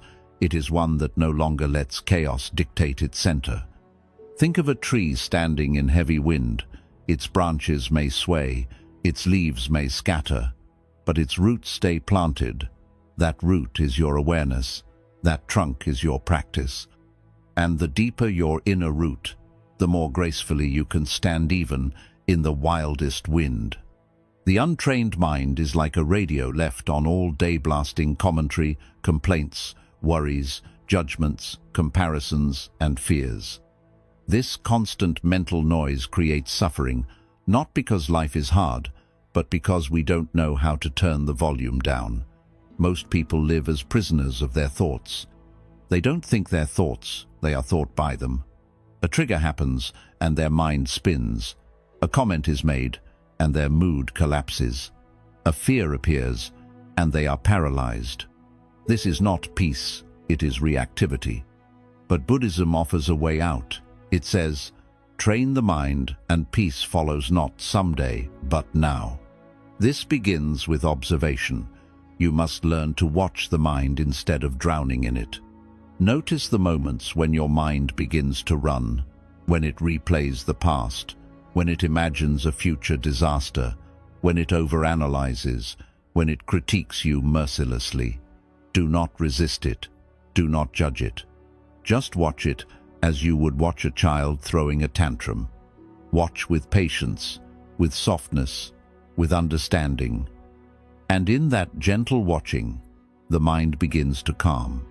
The breath becomes your anchor. Each inhale brings you to this moment. Each exhale lets go of something you don't need. You begin to realize that peace is not a faraway template, is in the rise and fall of your chest. In the way you bring your awareness back, again and again. In the way you choose presence over panic, stillness over story, truth over thought. And here is what's even more profound. When your mind becomes peaceful, your entire world begins to reflect that peace back to you. Not because the world changes, but because your lens does. You see differently. You speak differently. You listen with more depth. You react less and respond more. You create space between stimulus and response, and in that space, freedom is born. You begin to carry peace, not as a fragile hope, but as an unshakable presence. Imagine being in the middle of a noisy marketplace, but feeling calm. Imagine facing uncertainty, but not crumbling. Imagine hearing criticism, but remaining centered. That is the power of a peaceful mind. It is a sanctuary that goes wherever you go. It cannot be taken from you. It cannot be shaken by temporary chaos. Because it is not based on control, it is based on clarity. This peace does not mean you don't feel. You still grieve, you still love deeply, you still care, but you are no longer ruled by emotions. You let them pass like waves, instead of clinging or resisting. You are no longer in a constant war with what is.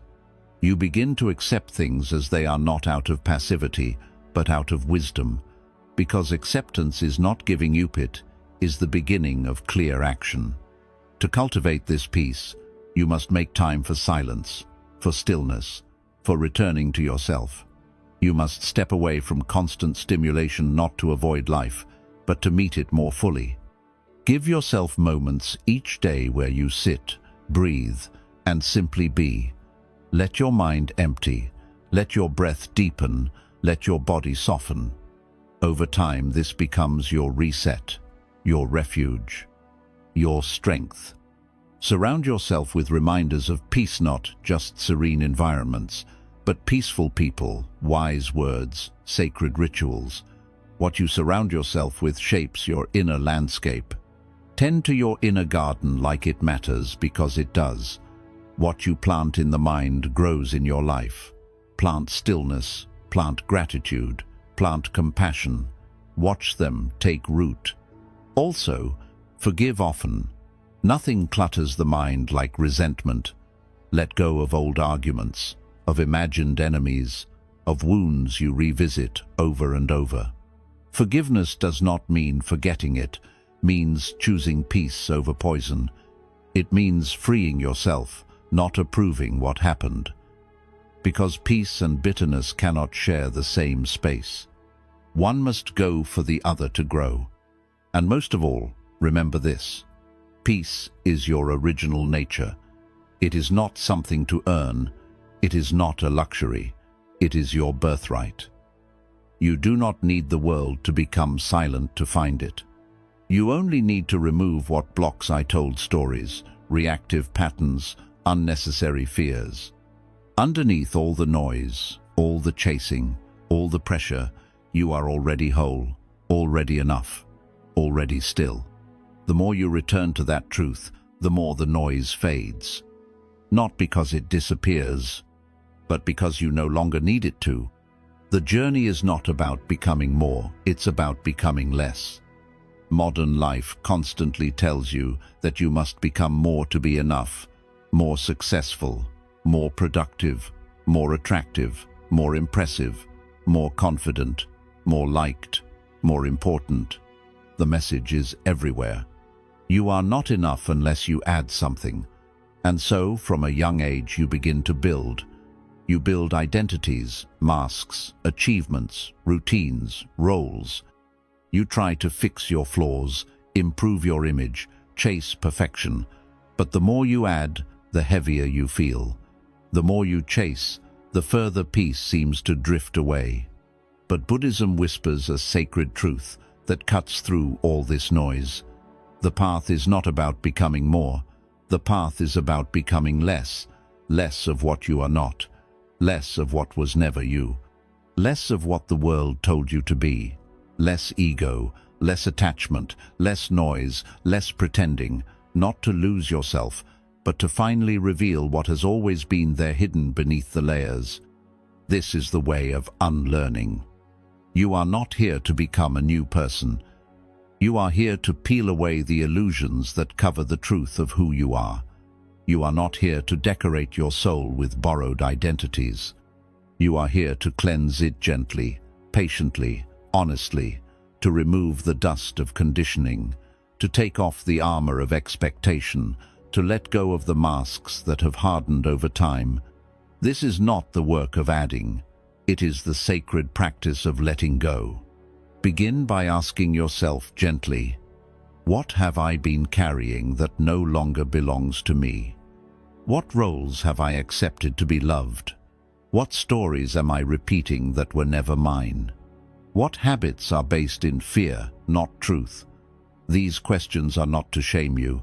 They are keys. Keys to unlock the door between your constructed self and your real self. You may discover that much of what you believe is simply repetition. Ideas inherited from childhood, pain passed down from others, fear born from a single moment long ago that you never questioned. You may realize that the identity you fight to protect is not actually yours. It was given to you, encouraged, rewarded, but not chosen. And here lies the freedom. You can release it all. Not at once, not with violence, but with presence, with awareness, with grace. You begin to dissolve a knot in a painful way, but like mist melting in sunlight. The need to impress, it softens. The need to compare, it fades. The compulsion to explain yourself, defend yourself, prove yourself, it begins to disappear. You realize you don't need to be understood by everyone. You don't need to be amazing all the time. You don't need to be seen to be real. You simply need to be here, present, aligned, true. This shedding is not weakness.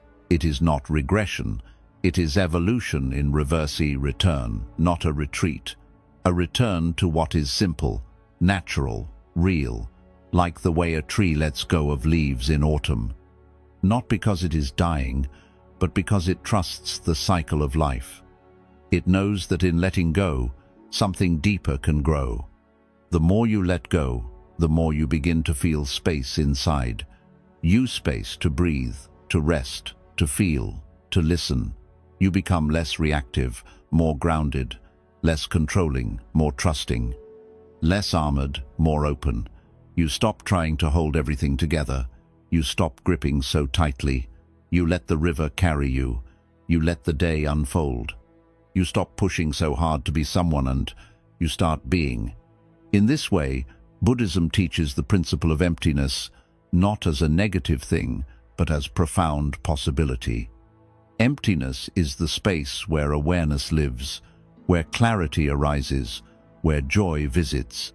When you are full of tension, judgment, distraction, desire, there is no room for anything sacred.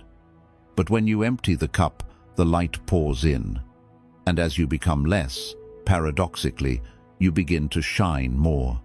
Not in a loud way, not in a performance, but in presence. People feel your calm, your depth, your truth. They are drawn not to what you say, but to the space you hold. Not to what you have, but to how you carry yourself. You become a reminder without trying for others to return to their own center. And that, quietly, is how the world changes. But this path is not without resistance. The ego will panic. It will say, if I let go, I'll disappear. If I stop trying, I'll fall behind. If I stop being everything for everyone, I'll be forgotten. These are not the voice of your soul. These are echoes of fear, and fear cannot see clearly. You must breathe through it, return again and again to trust.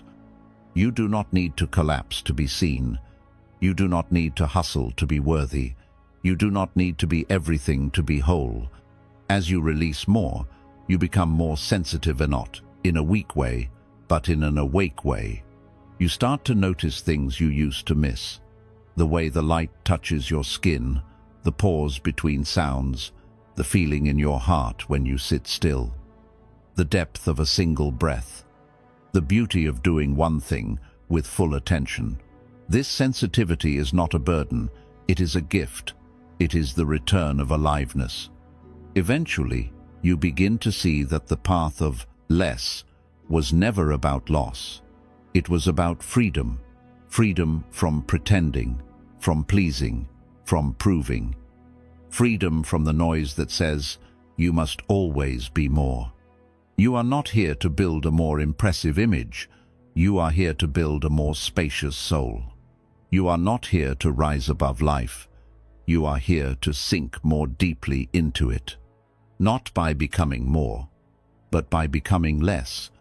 And in that lessness, you find everything that matters. Stop chasing enlightenment, start living in awareness. Many seekers begin their journey with a longing to become enlightened. They read books, follow teachers, practice techniques, attend retreats, and try to collect moments of peace like rare treasures. They imagine enlightenment as some final destination, a peak beyond suffering, a permanent state of bliss, a moment when all confusion dissolves and they become untouchable, perfect, wise. But Buddhism gently reminds us of a profound truth. Enlightenment is not something you chase, it is something you remember, something you uncover, something that is already hidden beneath the layers of distraction. The more you chase, the further it seems. The more you grasp for peace, the more anxious you become. The more you try to be spiritually perfect, the more disconnected you feel. Why? Because the very act of chasing takes you away from the present moment. It creates a future-based illusion. I am not there yet. And with that thought, you separate yourself from your own awakening. But true spiritual growth is not a race. It is not a badge. It is not something to perform or prove. It is not found in exotic rituals or distant places. It is found in presence, in silence, in awareness, in the way you show up to each moment without needing it to be different, in how honestly you meet your own heart, in how gently you listen to your breath, in how patiently you treat your fears, in how fully you allow yourself to just be. Buddhism doesn't offer a finish line, it offers a path. And the beauty of this path is that it is not linear. You do not move forward by climbing higher.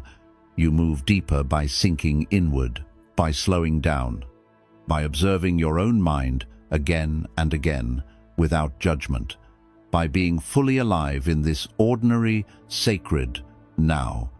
To live in awareness means to see clearly without filters, without projections, without needing every moment to fit your expectations. It means watching your thoughts arise without grabbing them, feeling emotions without being owned by them, walking through your day not as a machine, but as a conscious being who is awake to the unfolding mystery of life. Enlightenment is not a glow on your face. It is the way you listen when someone is hurting, the way you wash a dish with full attention, the way you breathe through discomfort instead of escaping it, the way you notice your thoughts and return to stillness, the way you accept the imperfection of your humanness with tenderness. In this way, enlightenment is not a state you achieve, it is a state you allow. It is the quiet presence beneath your striving. It is the natural clarity that returns when you stop trying to force everything. A flower does not rush its blooming. A river does not chase the ocean. The moon does not hurry to complete its cycle. They all unfold in rhythm with their nature. And you too are nature. You do not need to accelerate your awakening. You need to align with it. Trust that it is already happening in every breath you take with awareness. Every time you bring your attention back to this moment. Every time you respond with love instead of fear. Sometimes you will feel deeply connected. Other times, lost and confused. This is not failure, it is the path. The mind is like the sky, sometimes clear, sometimes cloudy. But beneath it all, your awareness remains. The clouds do not destroy the sky. Your distractions do not destroy your potential. They only veil it for a while. Stop measuring your progress by how still your mind is. Measure it by how quickly you return to awareness when you forget. That return is your strength. That return is your real practice. That return is the sign that awakening is not ahead of you, is within you. Be wary of chasing experiences, visions, sensations, moments of bliss. These are beautiful, but they are not the goal. They come and go. They are like fireworks, bright, exciting, but fleeting. Do not cling to them. True awakening is quieter, more subtle. It grows slowly, like roots. It is not in the highs, but in the depth of your grounding. It is not in what you feel, it is in how you see. When you live in awareness, life itself becomes your teacher. Every moment offers something. A delay teaches patience. A painful memory teaches compassion. A disagreement reveals where your ego still hides. A moment of beauty teaches gratitude. A single breath reveals everything, the impermanence of life, the miracle of being, the truth of presence. You begin to see that there is no spiritual life and normal life. There is only life, and all of it can be sacred. Folding laundry, driving through traffic, sitting in grief, laughing with a friend, cooking a meal, staring at the sky. These are not obstacles to awakening. These are awakening if you are fully present in them. The sacred is not elsewhere. It is here, now. This is why the Buddha taught mindfulness in every aspect of life, not just sitting on a cushion. He taught walking meditation, eating meditation, breathing meditation, because the point is not to escape the world. The point is to wake up within it. to meet each moment with open eyes, open heart, open awareness. You will forget. Many times, your mind will wander, your ego will return. Old patterns will rise. That's okay. Do not shame yourself. Do not compare your journey to others. Just return. Softly, patiently, with love. That return is the path. That return is the practice. And one day, without fanfare, you will notice something beautiful. That you no longer chase peace, you live it. That you no longer seek validation, you rest in truth. That you no longer crave escape, you are at home in the now. That even in the middle of noise, you carry silence within. That even when pain visits, you do not collapse, you remain rooted. This is enlightenment, not a destination but a way of being. You are not here to become something else. You are here to remember what you already are, not by chasing, but by returning, again and again, to this breath, to this moment, to this sacred awareness. The final illusion to break. There is nowhere else to be but here. From the moment we begin to think, we are taught to live in movement, to go somewhere, to become someone, to arrive at something. We are told to plan ahead, to prepare, to push forward. And so we grow up chasing the horizon, imagining that peace, happiness and wholeness live just beyond the next goal, the next achievement, the next moment. We learn to live in almost. Almost good enough, almost fulfilled, almost there, but never quite here.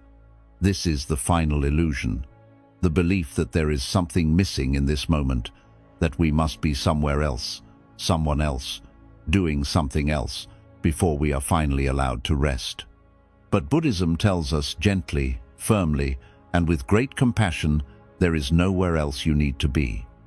There is nothing else you need to become. The present moment is not a stepping stone to life, it is life. This truth is simple, yet radically difficult for the untrained mind. The ego thrives on future. It survives by saying, not yet healed, not yet ready, not yet happy. It promises peace after the next milestone, but the more you walk toward it, the more it moves away. The finish line always shifts. The mind that is addicted to striving can never enjoy arriving, because it never actually arrives. So you must stop. You must stop, not as a failure, but as an awakening. Stop running from your life as it is. Stop postponing your inner peace until the outer world cooperates. Stop waiting for permission to feel whole.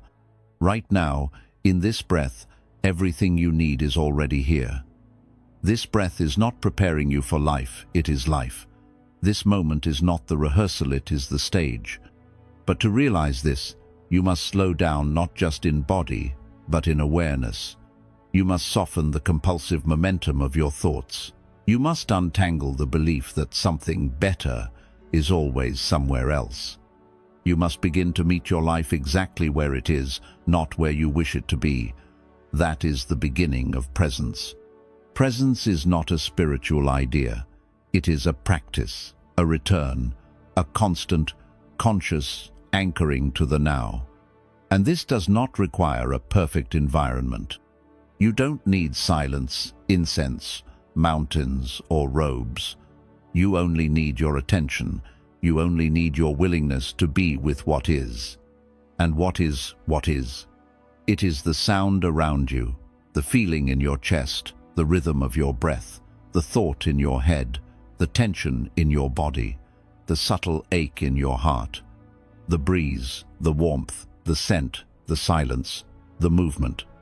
It is this. The now is not always soft. Sometimes it is uncomfortable, but even pain becomes lighter when met fully. It is the resistance that hurts more than the sensation, the trying to push it away, escape it, delay it, or fix it before we've even understood it. The Buddha did not teach presence as a luxury. He taught it as the foundation of liberation.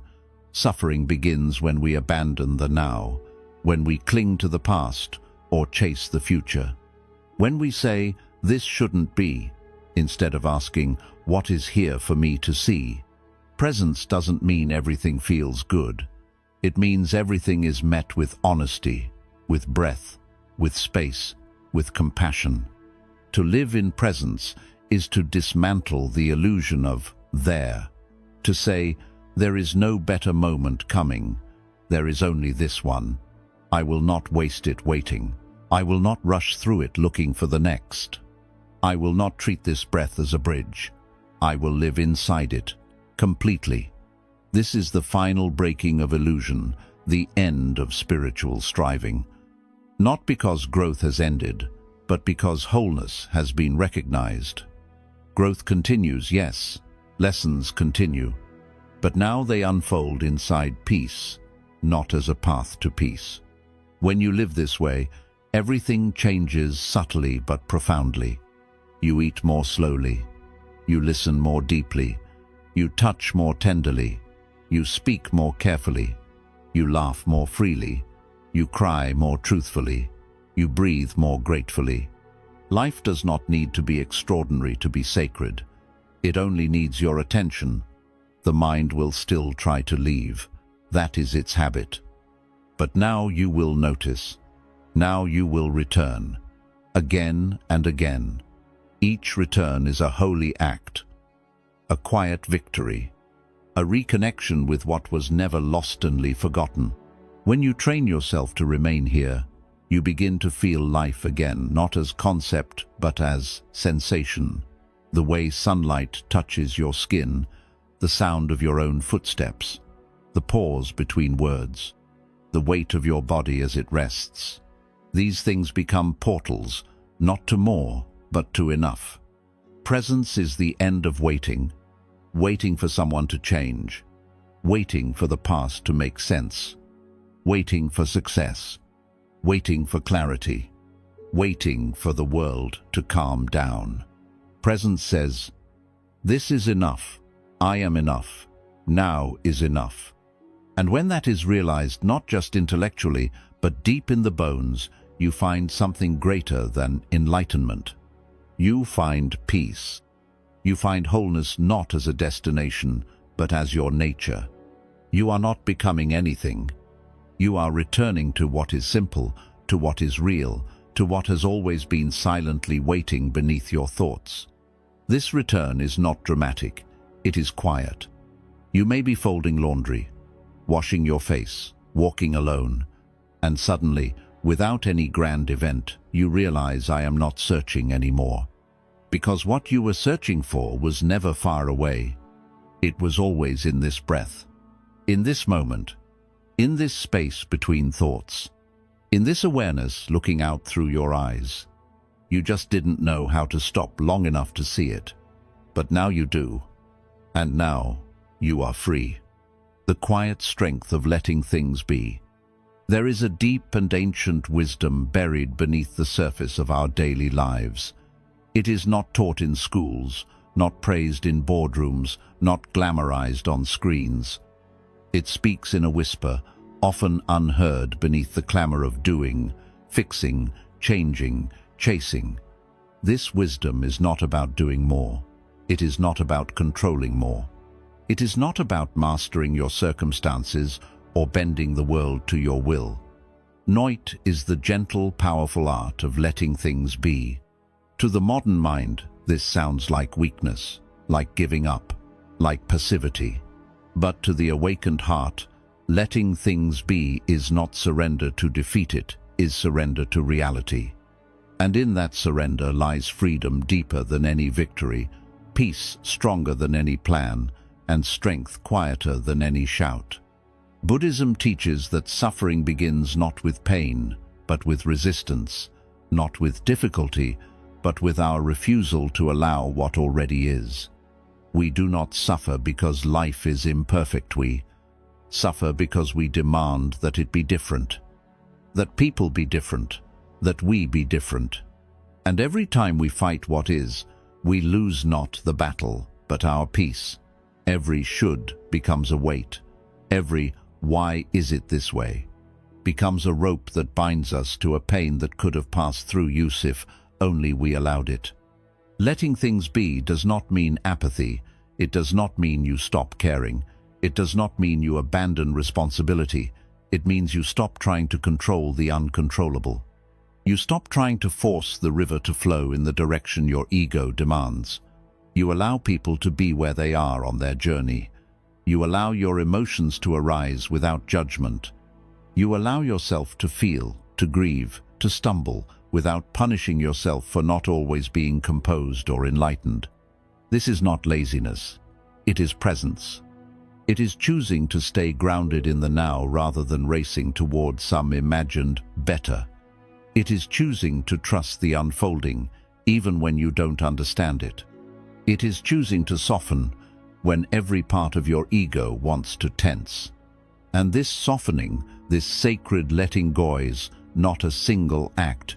It is a practice, a lifetime of learning to unclench your fists, of releasing the grip on expectations, of watching thoughts rise and fall without clinging to them, of allowing feelings to flow without drowning in them, of facing what is without needing to label it good or bad, just letting it be. There is quiet strength in that. To let someone walk away and not beg them to stay because you trust what leaves was not meant to remain. To feel sadness and not distract yourself because you know it is sacred too. To fail and not spiral into shame because you no longer measure yourself by outcomes. To stand in uncertainty and not rush for answers because you have come to see that not knowing is not the enemy. To let go of the old story and not replace it with a new illusion because you are learning to live without a script. In this space of allowing, transformation begins not because you forced it, but because you made room for it. The lotus doesn't bloom because it tries. It blooms because the conditions allow it to. And you too are nature. You grow best in space, not in pressure. Letting things be is not the end of effort, it is the beginning of aligned effort. When you stop wasting energy resisting life, you gain the energy to participate in it fully, not as a controller, but as a co-creator. You no longer act out of panic, fear, or urgency. You act from clarity, from groundedness, from the center of your being, where stillness lives. This way of being is not taught by force, but by experience. It is learned when you try everything to fix your pain and realize that the pain is not asking to be fixed, it's asking to be felt. It is learned when you push and push and push and finally collapse into the truth that peace cannot be pushed into place. It must be allowed to emerge, gently, like dawn rising after the night has had its say. This is why the greatest teachers sit in silence, why the Buddha did not build empires but simply sat. Because when you let things be, when you stop chasing, grasping, resisting, what remains is not nothingness.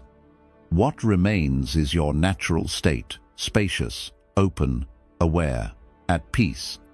Letting things be also applies to yourself. You are not a problem to be solved. You are a mystery to be honored. Yes, there is healing to do. Yes, there are habits to transform, but not all at once. Not under the whip of self-judgment. You are allowed to grow slowly. You are allowed to be inconsistent. You are allowed to be human. There is a deep breath waiting for you beneath every moment of tightness, a soft place beneath every harsh expectation, a stillness beneath the noise.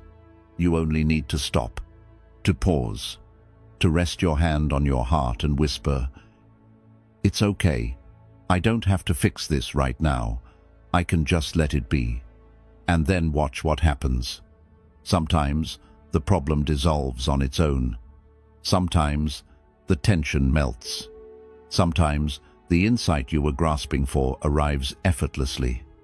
And even if it doesn't, even if nothing changes, you change. You become softer, more spacious, more at peace. And in that space, you begin to liven not from the head, but from the heart. Not from fear, but from trust. Not from needing to control, but from the freedom of surrender. This does not mean your life becomes passive. On the contrary, it becomes more alive. Because you are no longer fighting life, you are flowing with it. You are no longer trying to shape the wave, you are surfing it. You are no longer bracing for every moment, you are meeting it with open palms. Letting things be is an act of deep respect for yourself, for others, for life.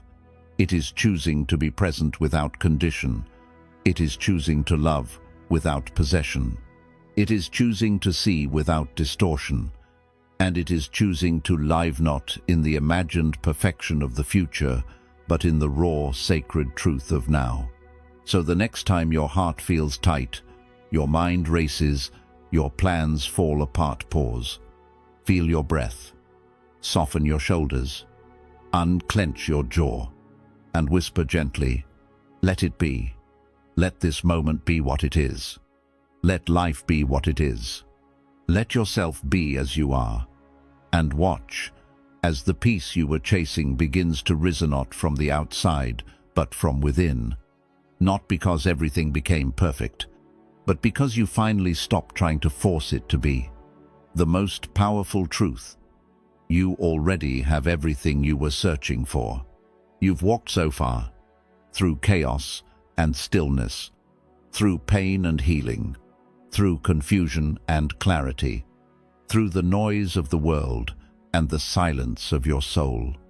You've searched high and low within books, within people, within philosophies, within dreams for something that would finally feel like home, some final answer, some state of being that would finally make the puzzle complete. And maybe you believed that if you read enough, healed enough, worked enough, disciplined yourself enough, meditated enough, suffered enough, you would eventually arrive. That there would be a point, somewhere down the path, when the doubts would vanish, the mind would go silent, the questions would all be answered, and you would stand at the summit of life and say, "This is it. I am done."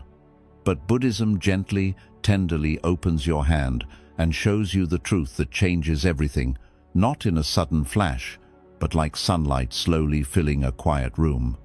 There is nothing left to seek. You already have what you were searching for. You always did.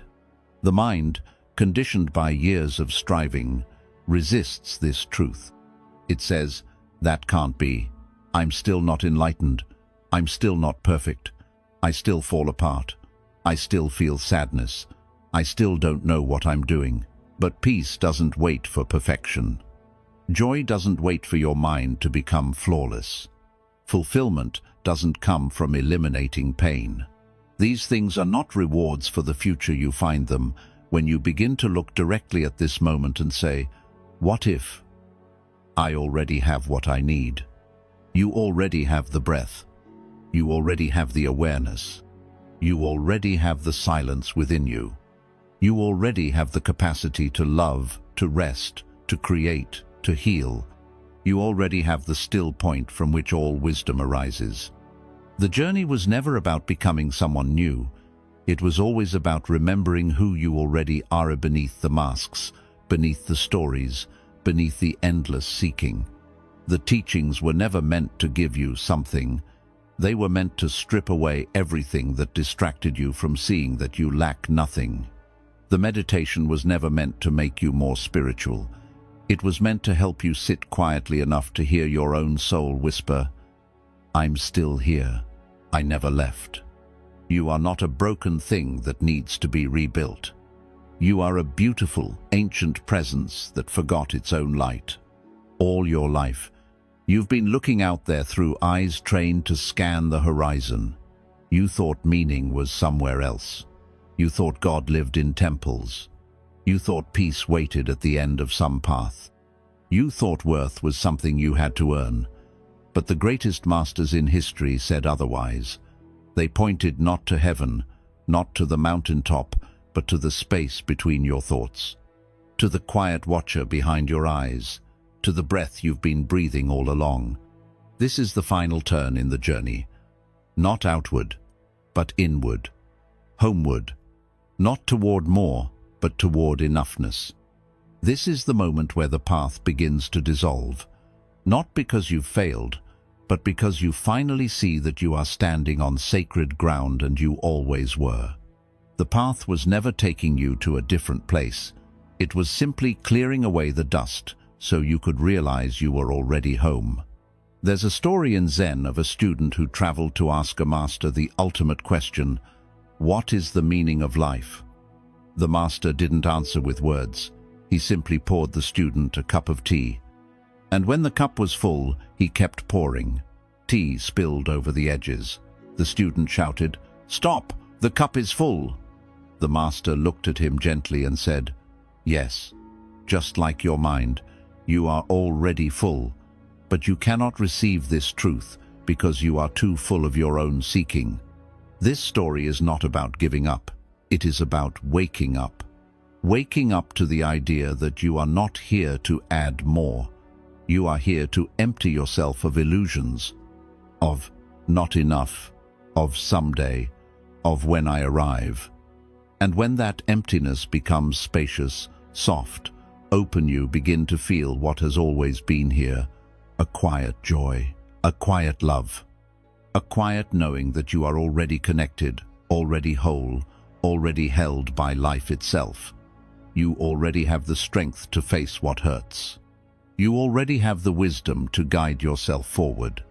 You already have the light that will carry you through darkness. You already have the peace that sits silently beneath every storm. You are not behind. You are not late. You are not broken. You are simply unfolding in your own time, in your own way. You don't need to become better. You need to become real. You don't need to chase awakening. You need to remember the presence that has always been with you, even in your confusion, even in your despair. When you stop striving, when you stop reaching, when you stop waiting for life to become something else, you realize you are already here, not because everything outside is perfect, but because inside the war is over. And in that space, where the war ends and the breath begins, you meet life not as a problem to solve, but as a mystery to experience.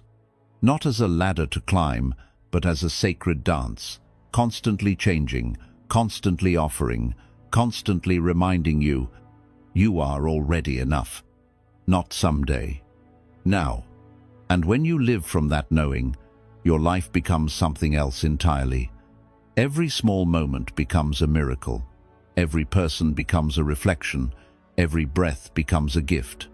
Every task becomes a ritual. Every word becomes more honest. Every silence becomes more profound.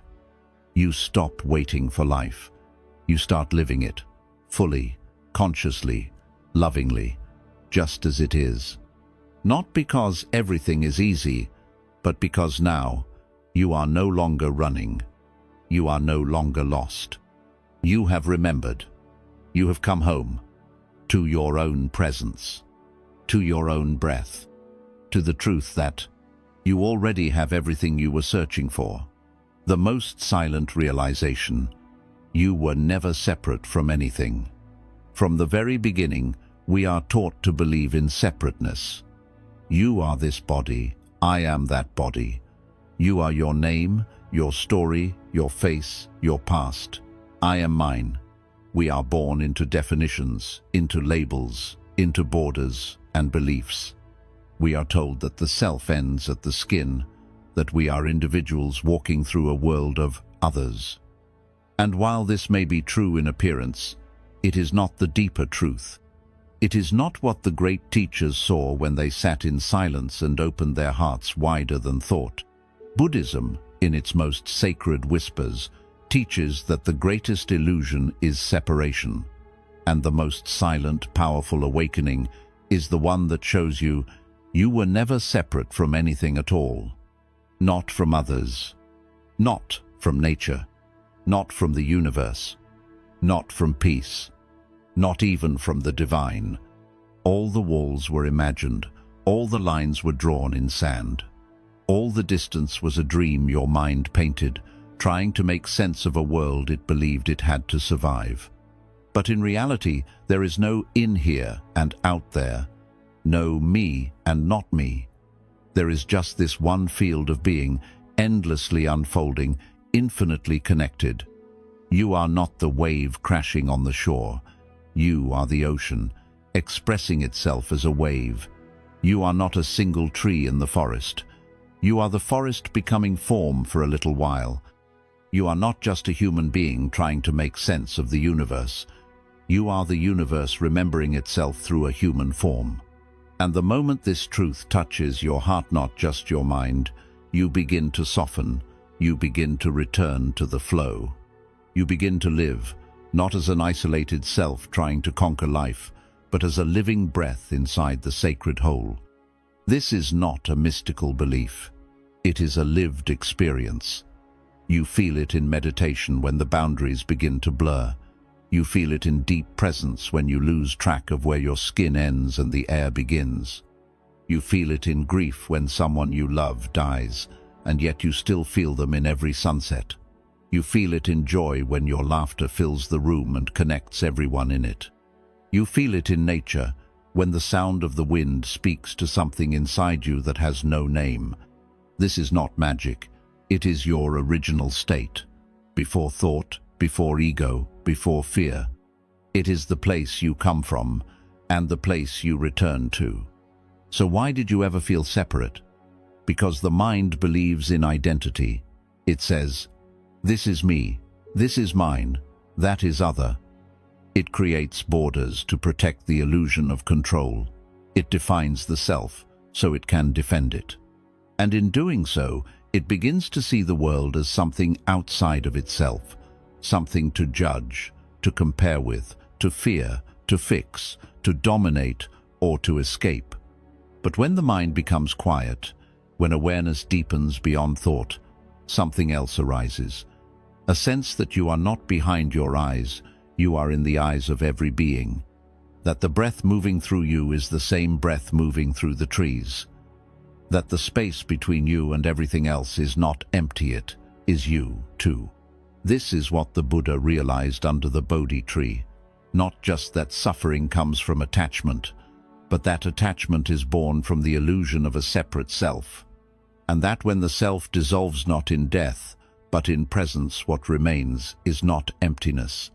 What remains is oneness. To live this truth is not to stop being you.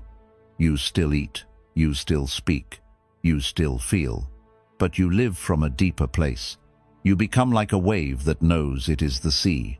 You still rise. You still fall. But you are no longer afraid because you know that beneath every rise and fall, you are held by something infinite, something that cannot be named, only felt. This feeling brings deep compassion, because once you know you are not separate from others, how can you harm them? Their pain is your pain, their joy is your joy. When you look into another's eyes and see yourself, kindness becomes natural, forgiveness becomes easier. Judgment loses its bite, love stops needing permission. You are no longer loving someone, you are simply loving because that's who you are. This realization also brings peace. You no longer feel the need to fix everything. You understand that life is not broken. It is complex, mysterious, painful, beautiful, but not broken. You are no longer trying to win, no longer trying to escape, no longer trying to control every outcome. You live more simply, more gently, more quietly. Because you no longer feel separate from the rhythm of life, you are the rhythm. Even fear begins to fade. Because what is fear but the belief that something out there can threaten me in here? But when you see clearly, you realize there is no out there. It is all part of the same dream. And when you wake up within the dream, fear becomes a story that dissolves in the light of presence. To touch this truth is a sacred moment. To live it, moment by moment, is liberation. You do not need to reach it through effort. You do not need to earn it through perfection. You only need to stop and feel. Listen deeply. Watch the breath. Let the noise fall away. And ask gently, Who am I when I stop pretending to be separate? You are not your name, not your story, not your mistakes, not your trauma, not your thoughts, not your achievements, not even your body. You are the stillness that watches it all. You are the presence behind the eyes. You are the vastness between your thoughts. You are the silence from which all things arise and to which all things return. And you were never apart from anything, not from the earth, not from the sky, not from the divine, not from peace, not from love. You only dreamed you were. But now, the dream is ending. Now, you are waking up, not to a new place, but to the truth that never left you. The final mirror. Life reflects what you hold within. There is a stillness within you so vast that it holds the entire sky. There is a quiet in your being so deep that even the stars seem to echo inside it. But most of us never enter that stillness. We are too busy reacting, blaming, struggling, running, looking outward and forgetting the source of everything that touches us begins inward. Buddhism has taught this from the beginning. The world you see is not a separate world, it is a mirror.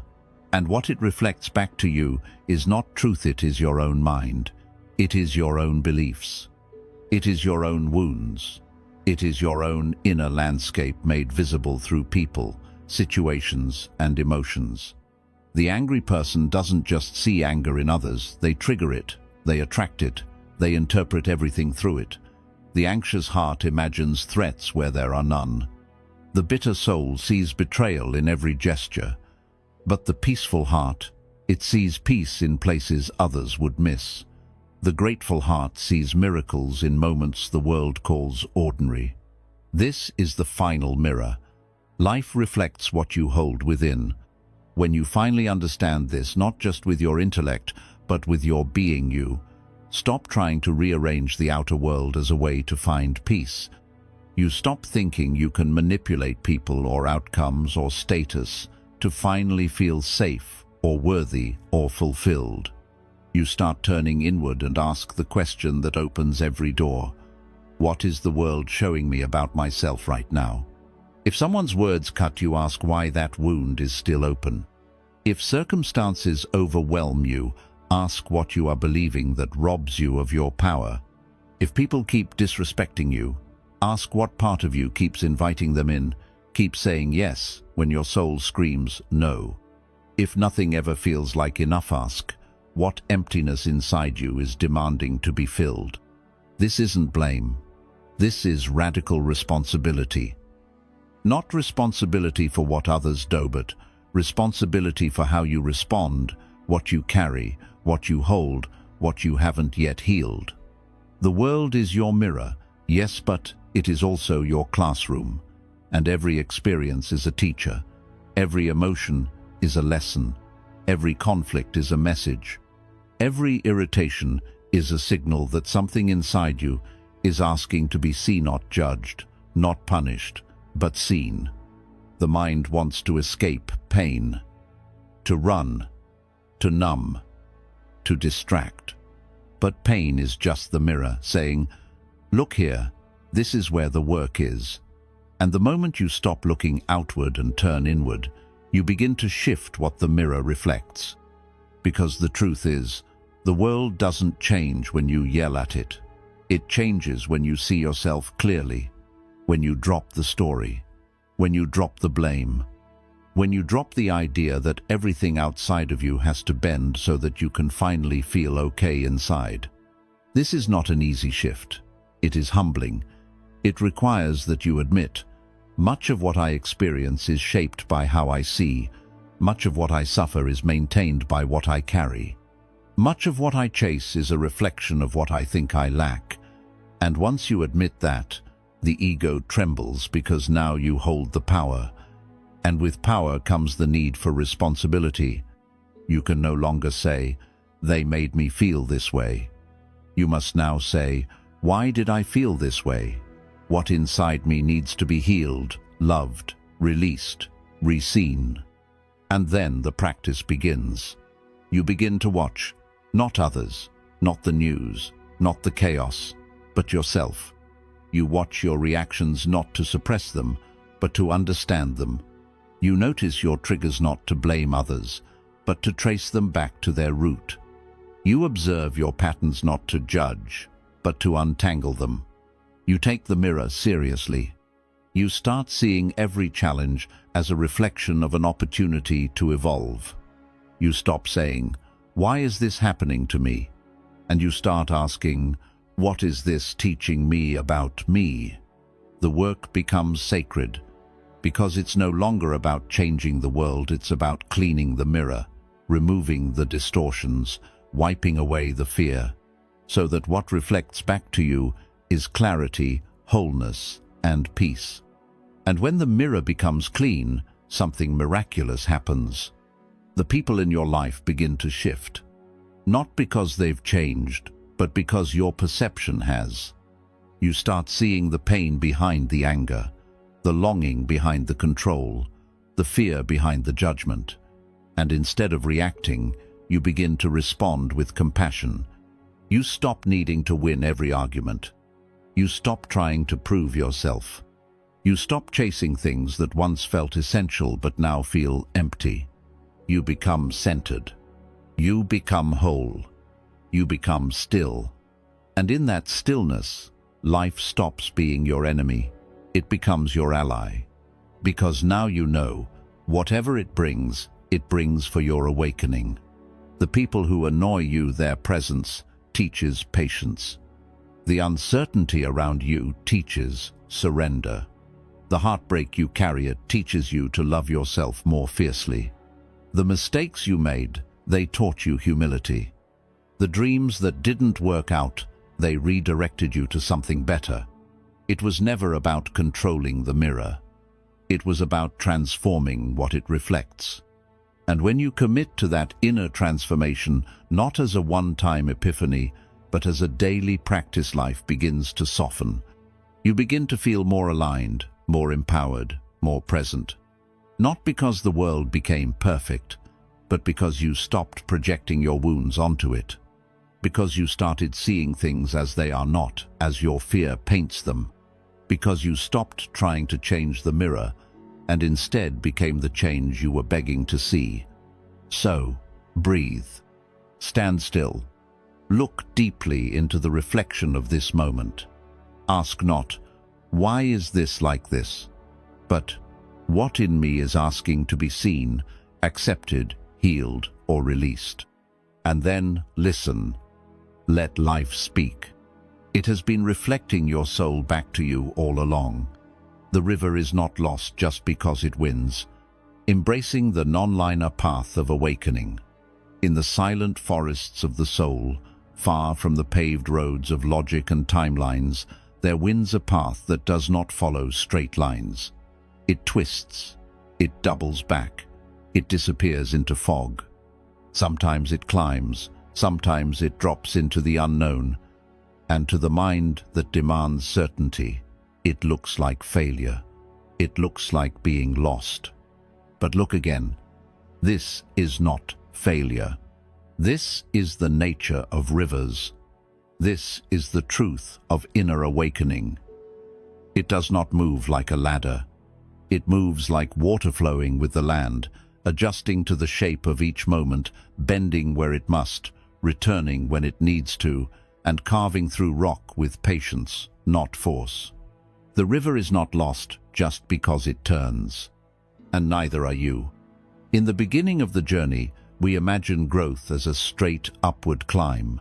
We think, if I just keep meditating, keep reading, keep healing, I will rise higher, better, calmer, wiser every day. But soon we discover the deeper truth. Real growth is not linear. It is cyclical. It is spiral. It is alive. There are days when the light pours through and everything makes sense. When you feel free, open, grounded, you think, this is it, I've found my center. But then, a week later, something stirs an old memory, a wave of sadness, a storm of fear, and suddenly you feel like you've gone backward. You say, "I thought I healed this." You say, "I thought I was past this." You say, "Why am I here again?" But the river whispers, "You are not back where you were. You are visiting the same place from a deeper depth, from a new layer, from a wiser self. This is not regression. This is return. This is refinement." This is the spiral path that circles back not to trap you, but to invite you to meet yourself again, more gently, more completely, more honestly. In Buddhism, this understanding is crucial. The path to liberation is not a race. It is not a checklist. It is not about moving forward as quickly as possible. It is about awakening layer by layer, shedding illusion after illusion, sitting with pain after pain, not to fix it instantly, but to hold it until it reveals its teaching. This is why the Buddha sat, not to escape the cycles, but to see clearly within them. So if you feel like you're circling the same wounds, the same doubts, the same fear spores, breathe, ask not, "Why am I here again?" but, "What have I not yet fully felt? What truth is waiting to be embraced at a deeper level?" Sometimes we revisit old pain not because we failed to heal, but because now finally we are strong enough to hold it with more compassion. Sometimes we feel lost, not because we've lost the way, but because we're being asked to let go of the map. Sometimes the fog descends because it's time to trust the step, not the destination. And in those moments, something sacred begins to happen. You stop treating life like a problem. You stop treating healing like a deadline. You begin to soften, to flow, to allow. You begin to understand that awakening is not a final state, is a relationship with yourself, with the present, with the mystery. And relationships are not straight lines. They deepen, they unfold, they revisit, they change shape. So does your path. And that's okay. You do not need to always be progressing. You do not need to always be certain. You do not need to always be better. Sometimes the most profound growth is invisible. Sometimes it is simply staying, breathing, witnessing the storm without abandoning yourself. Imagine a river flowing through a mountain valley. From above, you see its winding shape, but from within it, the river knows only the current. It does not question the turns. It does not curse the rocks. It does not demand that the mountain be flat. It flows. It adapts. It allows. And because of that, it carves its way not by force, but by surrender. You are that river, and every twist in your journey has meaning. The days when you feel broken, those are the days when your ego is cracking open to let more light in. The moments when you feel lost, those are the moments when your soul is leading you beyond the known, into something deeper. The setbacks are not detours, they are initiations. They are tests of faith, not in a dogma, but in your own capacity to stay, to feel, to hold yourself through it all. You are not behind. You are not late. You are not starting over. You are exactly where you need to be for the next layer of your awakening to rise. And as you begin to trust this, something inside you shifts. You stop needing the approval of others. You stop comparing your journey to someone else's. You stop measuring your worth by how fast you grow. You stop needing to explain your process. You begin to live it. You begin to trust the silence. You begin to find strength in slowness. You begin to let go of shame. You begin to laugh more, to cry more, to feel more, to be more fully you.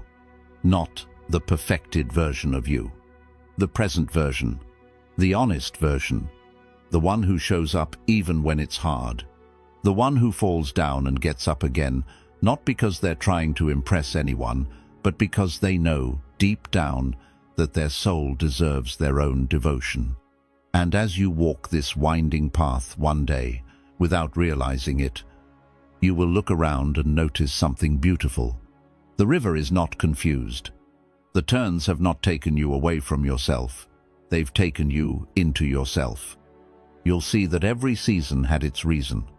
Every breakdown held a gift. Every delay carried protection. Every wound opened a door. Every spiral brought you back to the center. And then, just like that, you'll feel it. Peace. Not because everything is resolved.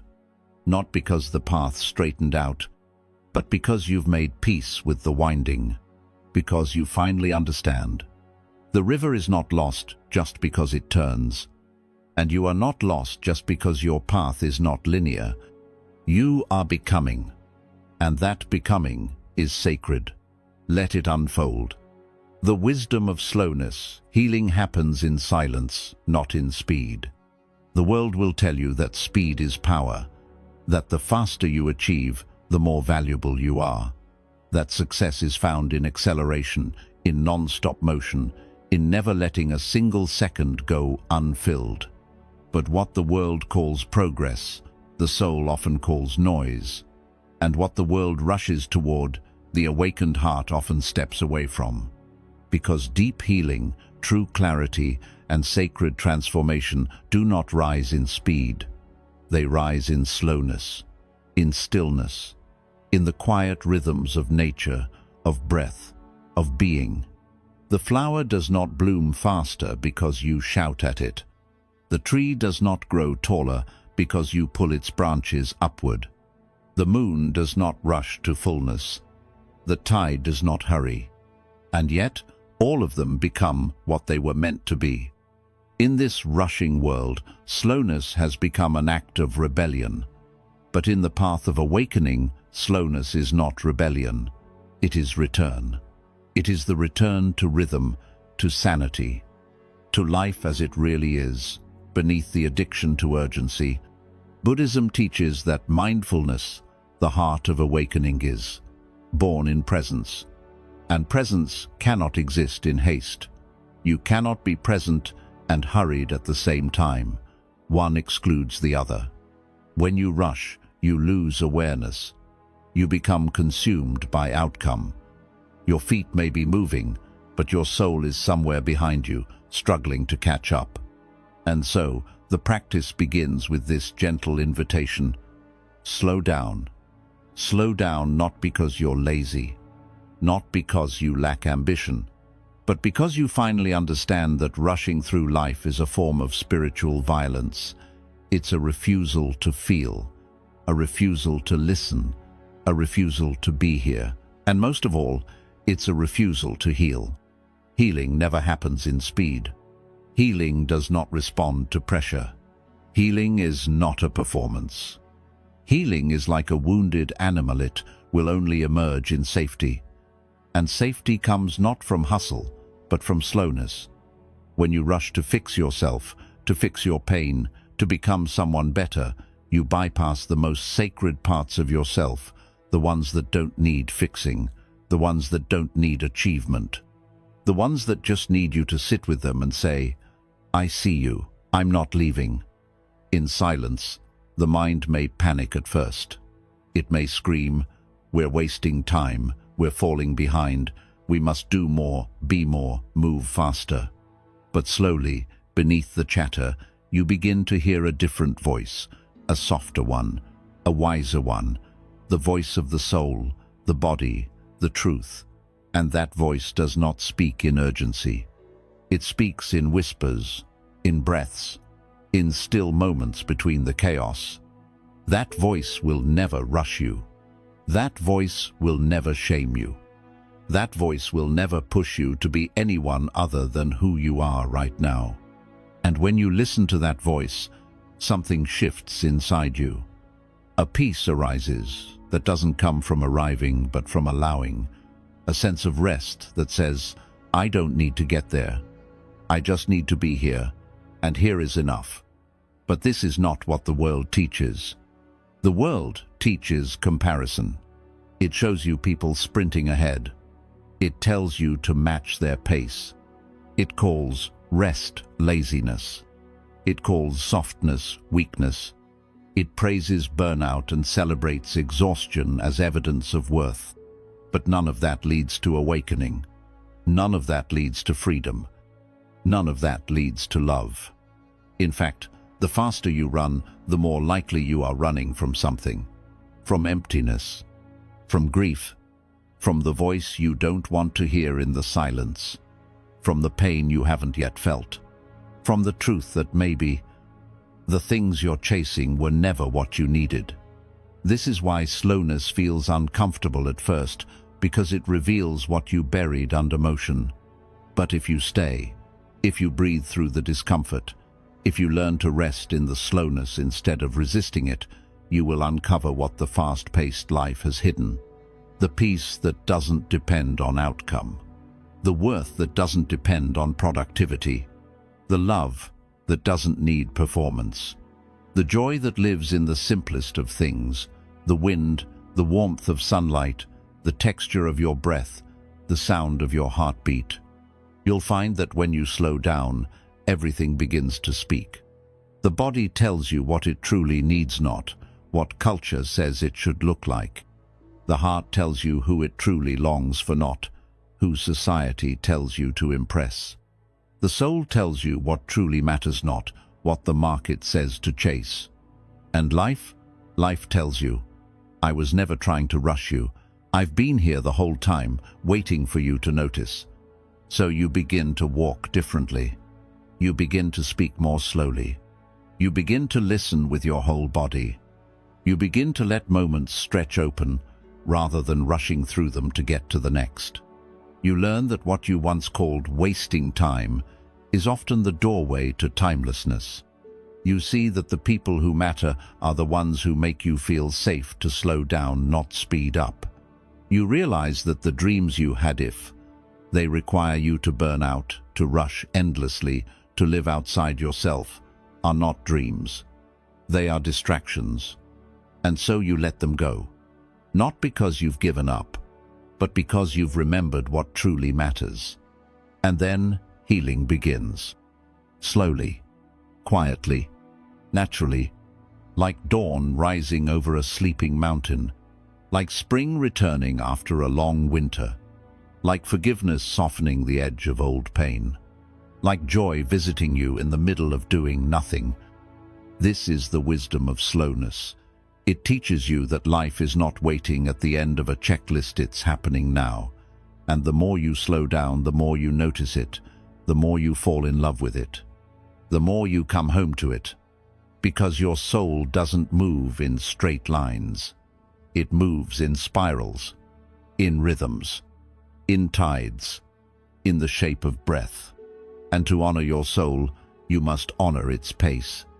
So let this be your new mantra. Slow is not weak.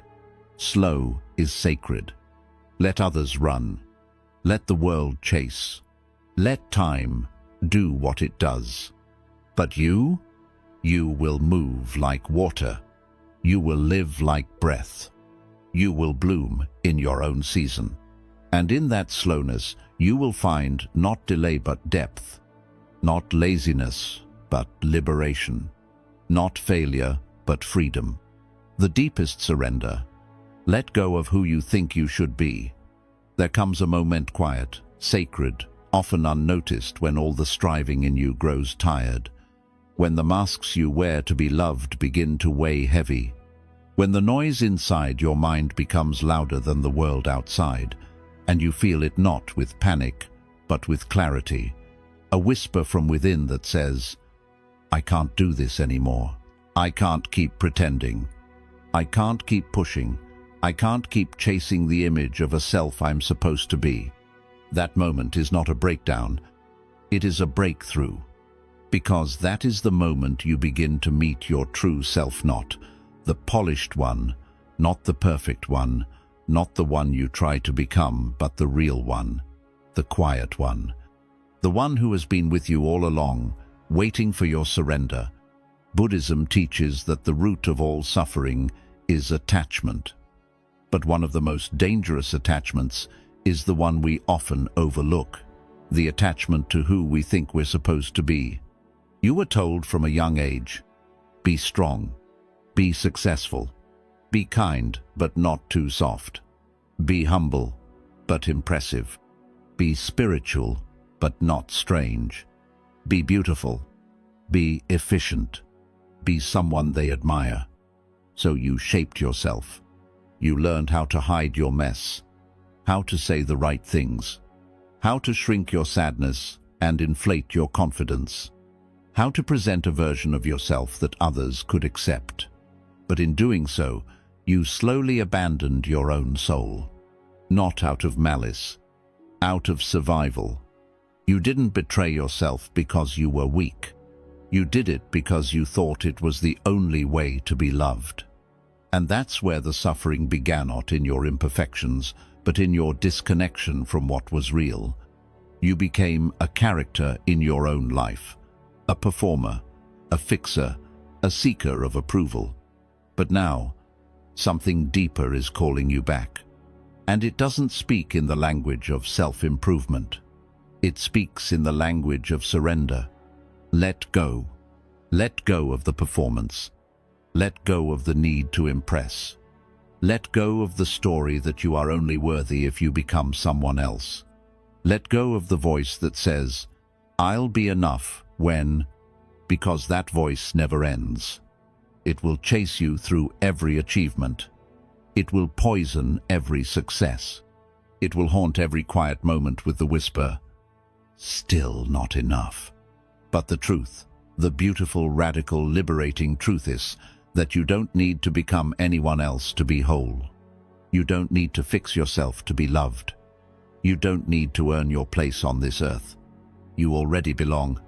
You already carry light. You already have everything you need, not in your future self, but in the you that exists right now, beneath the fear, beneath the shame, beneath the false roles.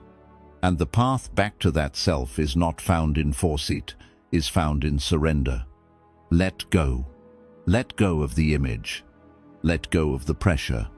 Let go of the belief that your worth is conditional.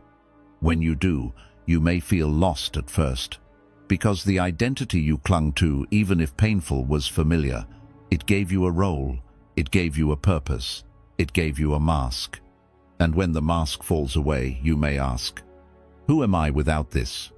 Will anyone still love me? What if I'm too much or not enough? These questions are not wrong. They are sacred. They are the beginning of awakening.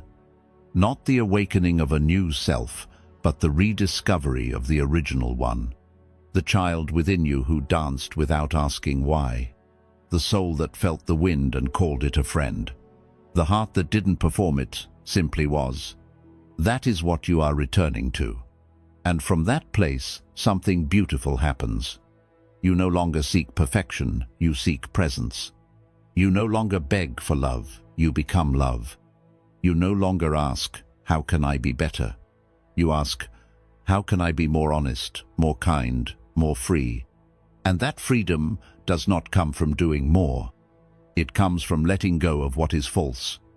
You stop trying to hold it all together. You allow yourself to cry without shame. You forgive yourself for not being perfect. You laugh again, not because everything is fixed, but because you're no longer pretending. You speak your truth, even if your voice trembles. You walk away from things that drain you. You rest, not because you earned it, but because you're human. You stop chasing healing like a finish line. You understand now, healing is not becoming someone new. Healing is remembering who you were before the world told you who to be. And in that remembrance, your entire life begins to shift. Your relationships become more real because you're no longer trying to be someone you're not.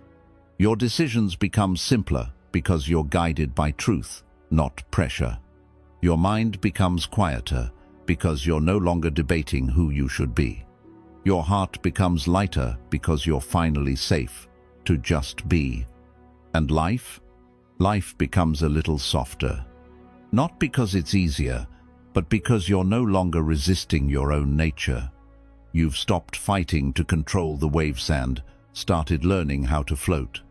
You've stopped climbing the mountain of should be, and started walking the path of already am. And in that surrender, you discover the deepest power. The power to be fully human, fully flawed, fully present and still fully worthy. So now you walk with peace, not the peace that comes from having no problems, but the peace that comes from not needing to be someone else to feel at home in your own skin. This is the final letting go, not of dreams, not of hopes, but of the illusion that you are not enough. And when that illusion dies, what remains is truth. And truth, no matter how raw, is always more beautiful than perfection. So breathe. Let the image go. Let the shame fall.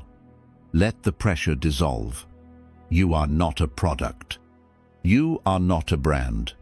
You are not a role to be played. You are a soul, a sacred, breathing, feeling, living soul.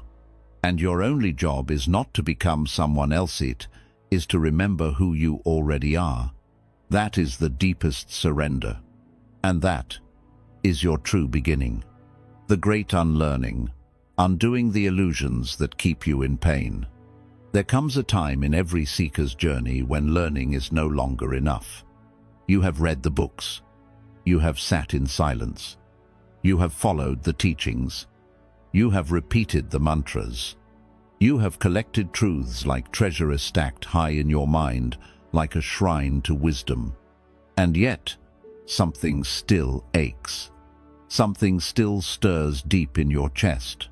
Not a lack of knowledge, but a presence of heaviness. As if even your growth has become a burden. As if even your spiritual path is now carrying weight it was never meant to hold. That is when the deeper path begins.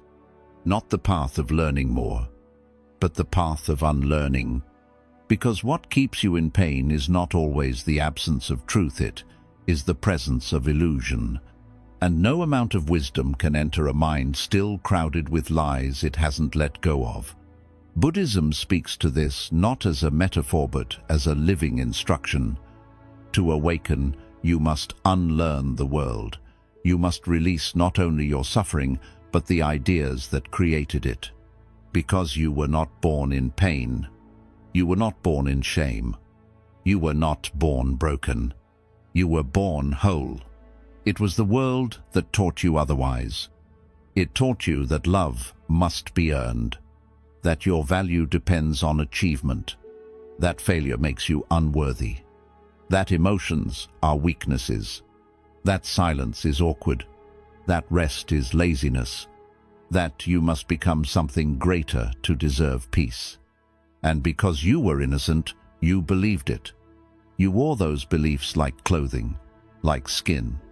You forgot they were added to you. You began to believe they were you.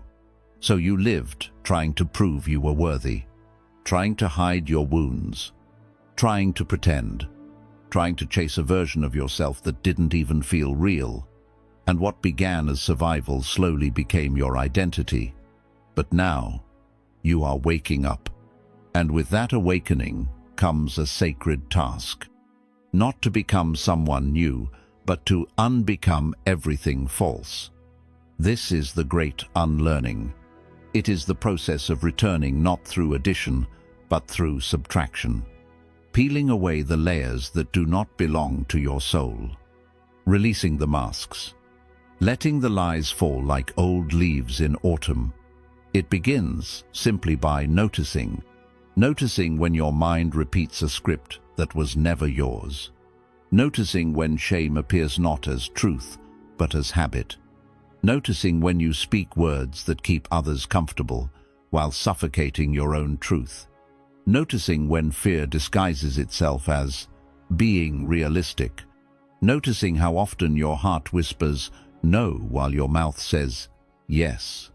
This is not about judgment. This is about clarity. Because when you see clearly, you begin to choose consciously. And when you choose consciously, you reclaim your power. Unlearning is not loud. It is not glamorous. It is not a highlight reel. It happens quietly in the moments you stop believing what once controlled you. In the moment, you stop apologizing for your softness. In the moment, you stop proving your worth. In the moment, you stop rushing toward healing and allow yourself to rest in the messiness of now. It's in the moment you cry, not because you're weak, but because you finally gave yourself permission to feel. It's in the moment you say, "I don't know," without shame. It's in the moment you stop saying, "I'm fine," when you're not. That is unlearning. It is not a retreat from life. It is the most intimate engagement with life you've ever known. Because once the illusions fall, you begin to see everything differently. You stop seeing pain as punishment and begin to see it as a teacher. You stop seeing stillness as laziness and begin to see it as power. You stop seeing emotions as problems and begin to see them as guides. You stop seeing vulnerability as risk and begin to see it as strength. You stop seeing imperfection as flaw and begin to see it as realness. The more you unlearn, the freer you become. Free from the roles you were assigned. Free from the weight of others' expectations. Free from the inner critic who was never yours to begin with. Free from the illusion that you are not already whole. And with that freedom comes peace. Note, a peace built on control or outcomes, but a peace born from truth. You begin to realize you do not need to be understood to be whole. You do not need to be healed to be lovable. You do not need to be certain to be grounded. You do not need to be fearless to be brave. You only need to be honest with yourself, with your heart, with the moment. And slowly, the mind unclenches. The body softens. The armor cracks. And light pours in. Not the light of achievement, but the light of presence. Not the light of victory, but the light of being seen. You return to yourself. Not the self that was molded by trauma. Not the self that performs for love, but the self that watches, breathes, feels, and simply is. The self that does not need to be improvedly revealed. And in that revelation, the healing you were chasing arrives. Not with noise, but with silence, with stillness, with sacred remembering. So now, let go. Let go of what was never yours. Let go of who you were told to be. Let go of the lies you memorized. Let go of the need to hold it all together. Let go of the idea that peace is far away. It's not. It's here, under the layers, under the fear, under the trying. It's been here all along, waiting for you to stop becoming and start being. This is the final lesson, whispered through every leaf, every sunrise, every breath. You are not here to perform.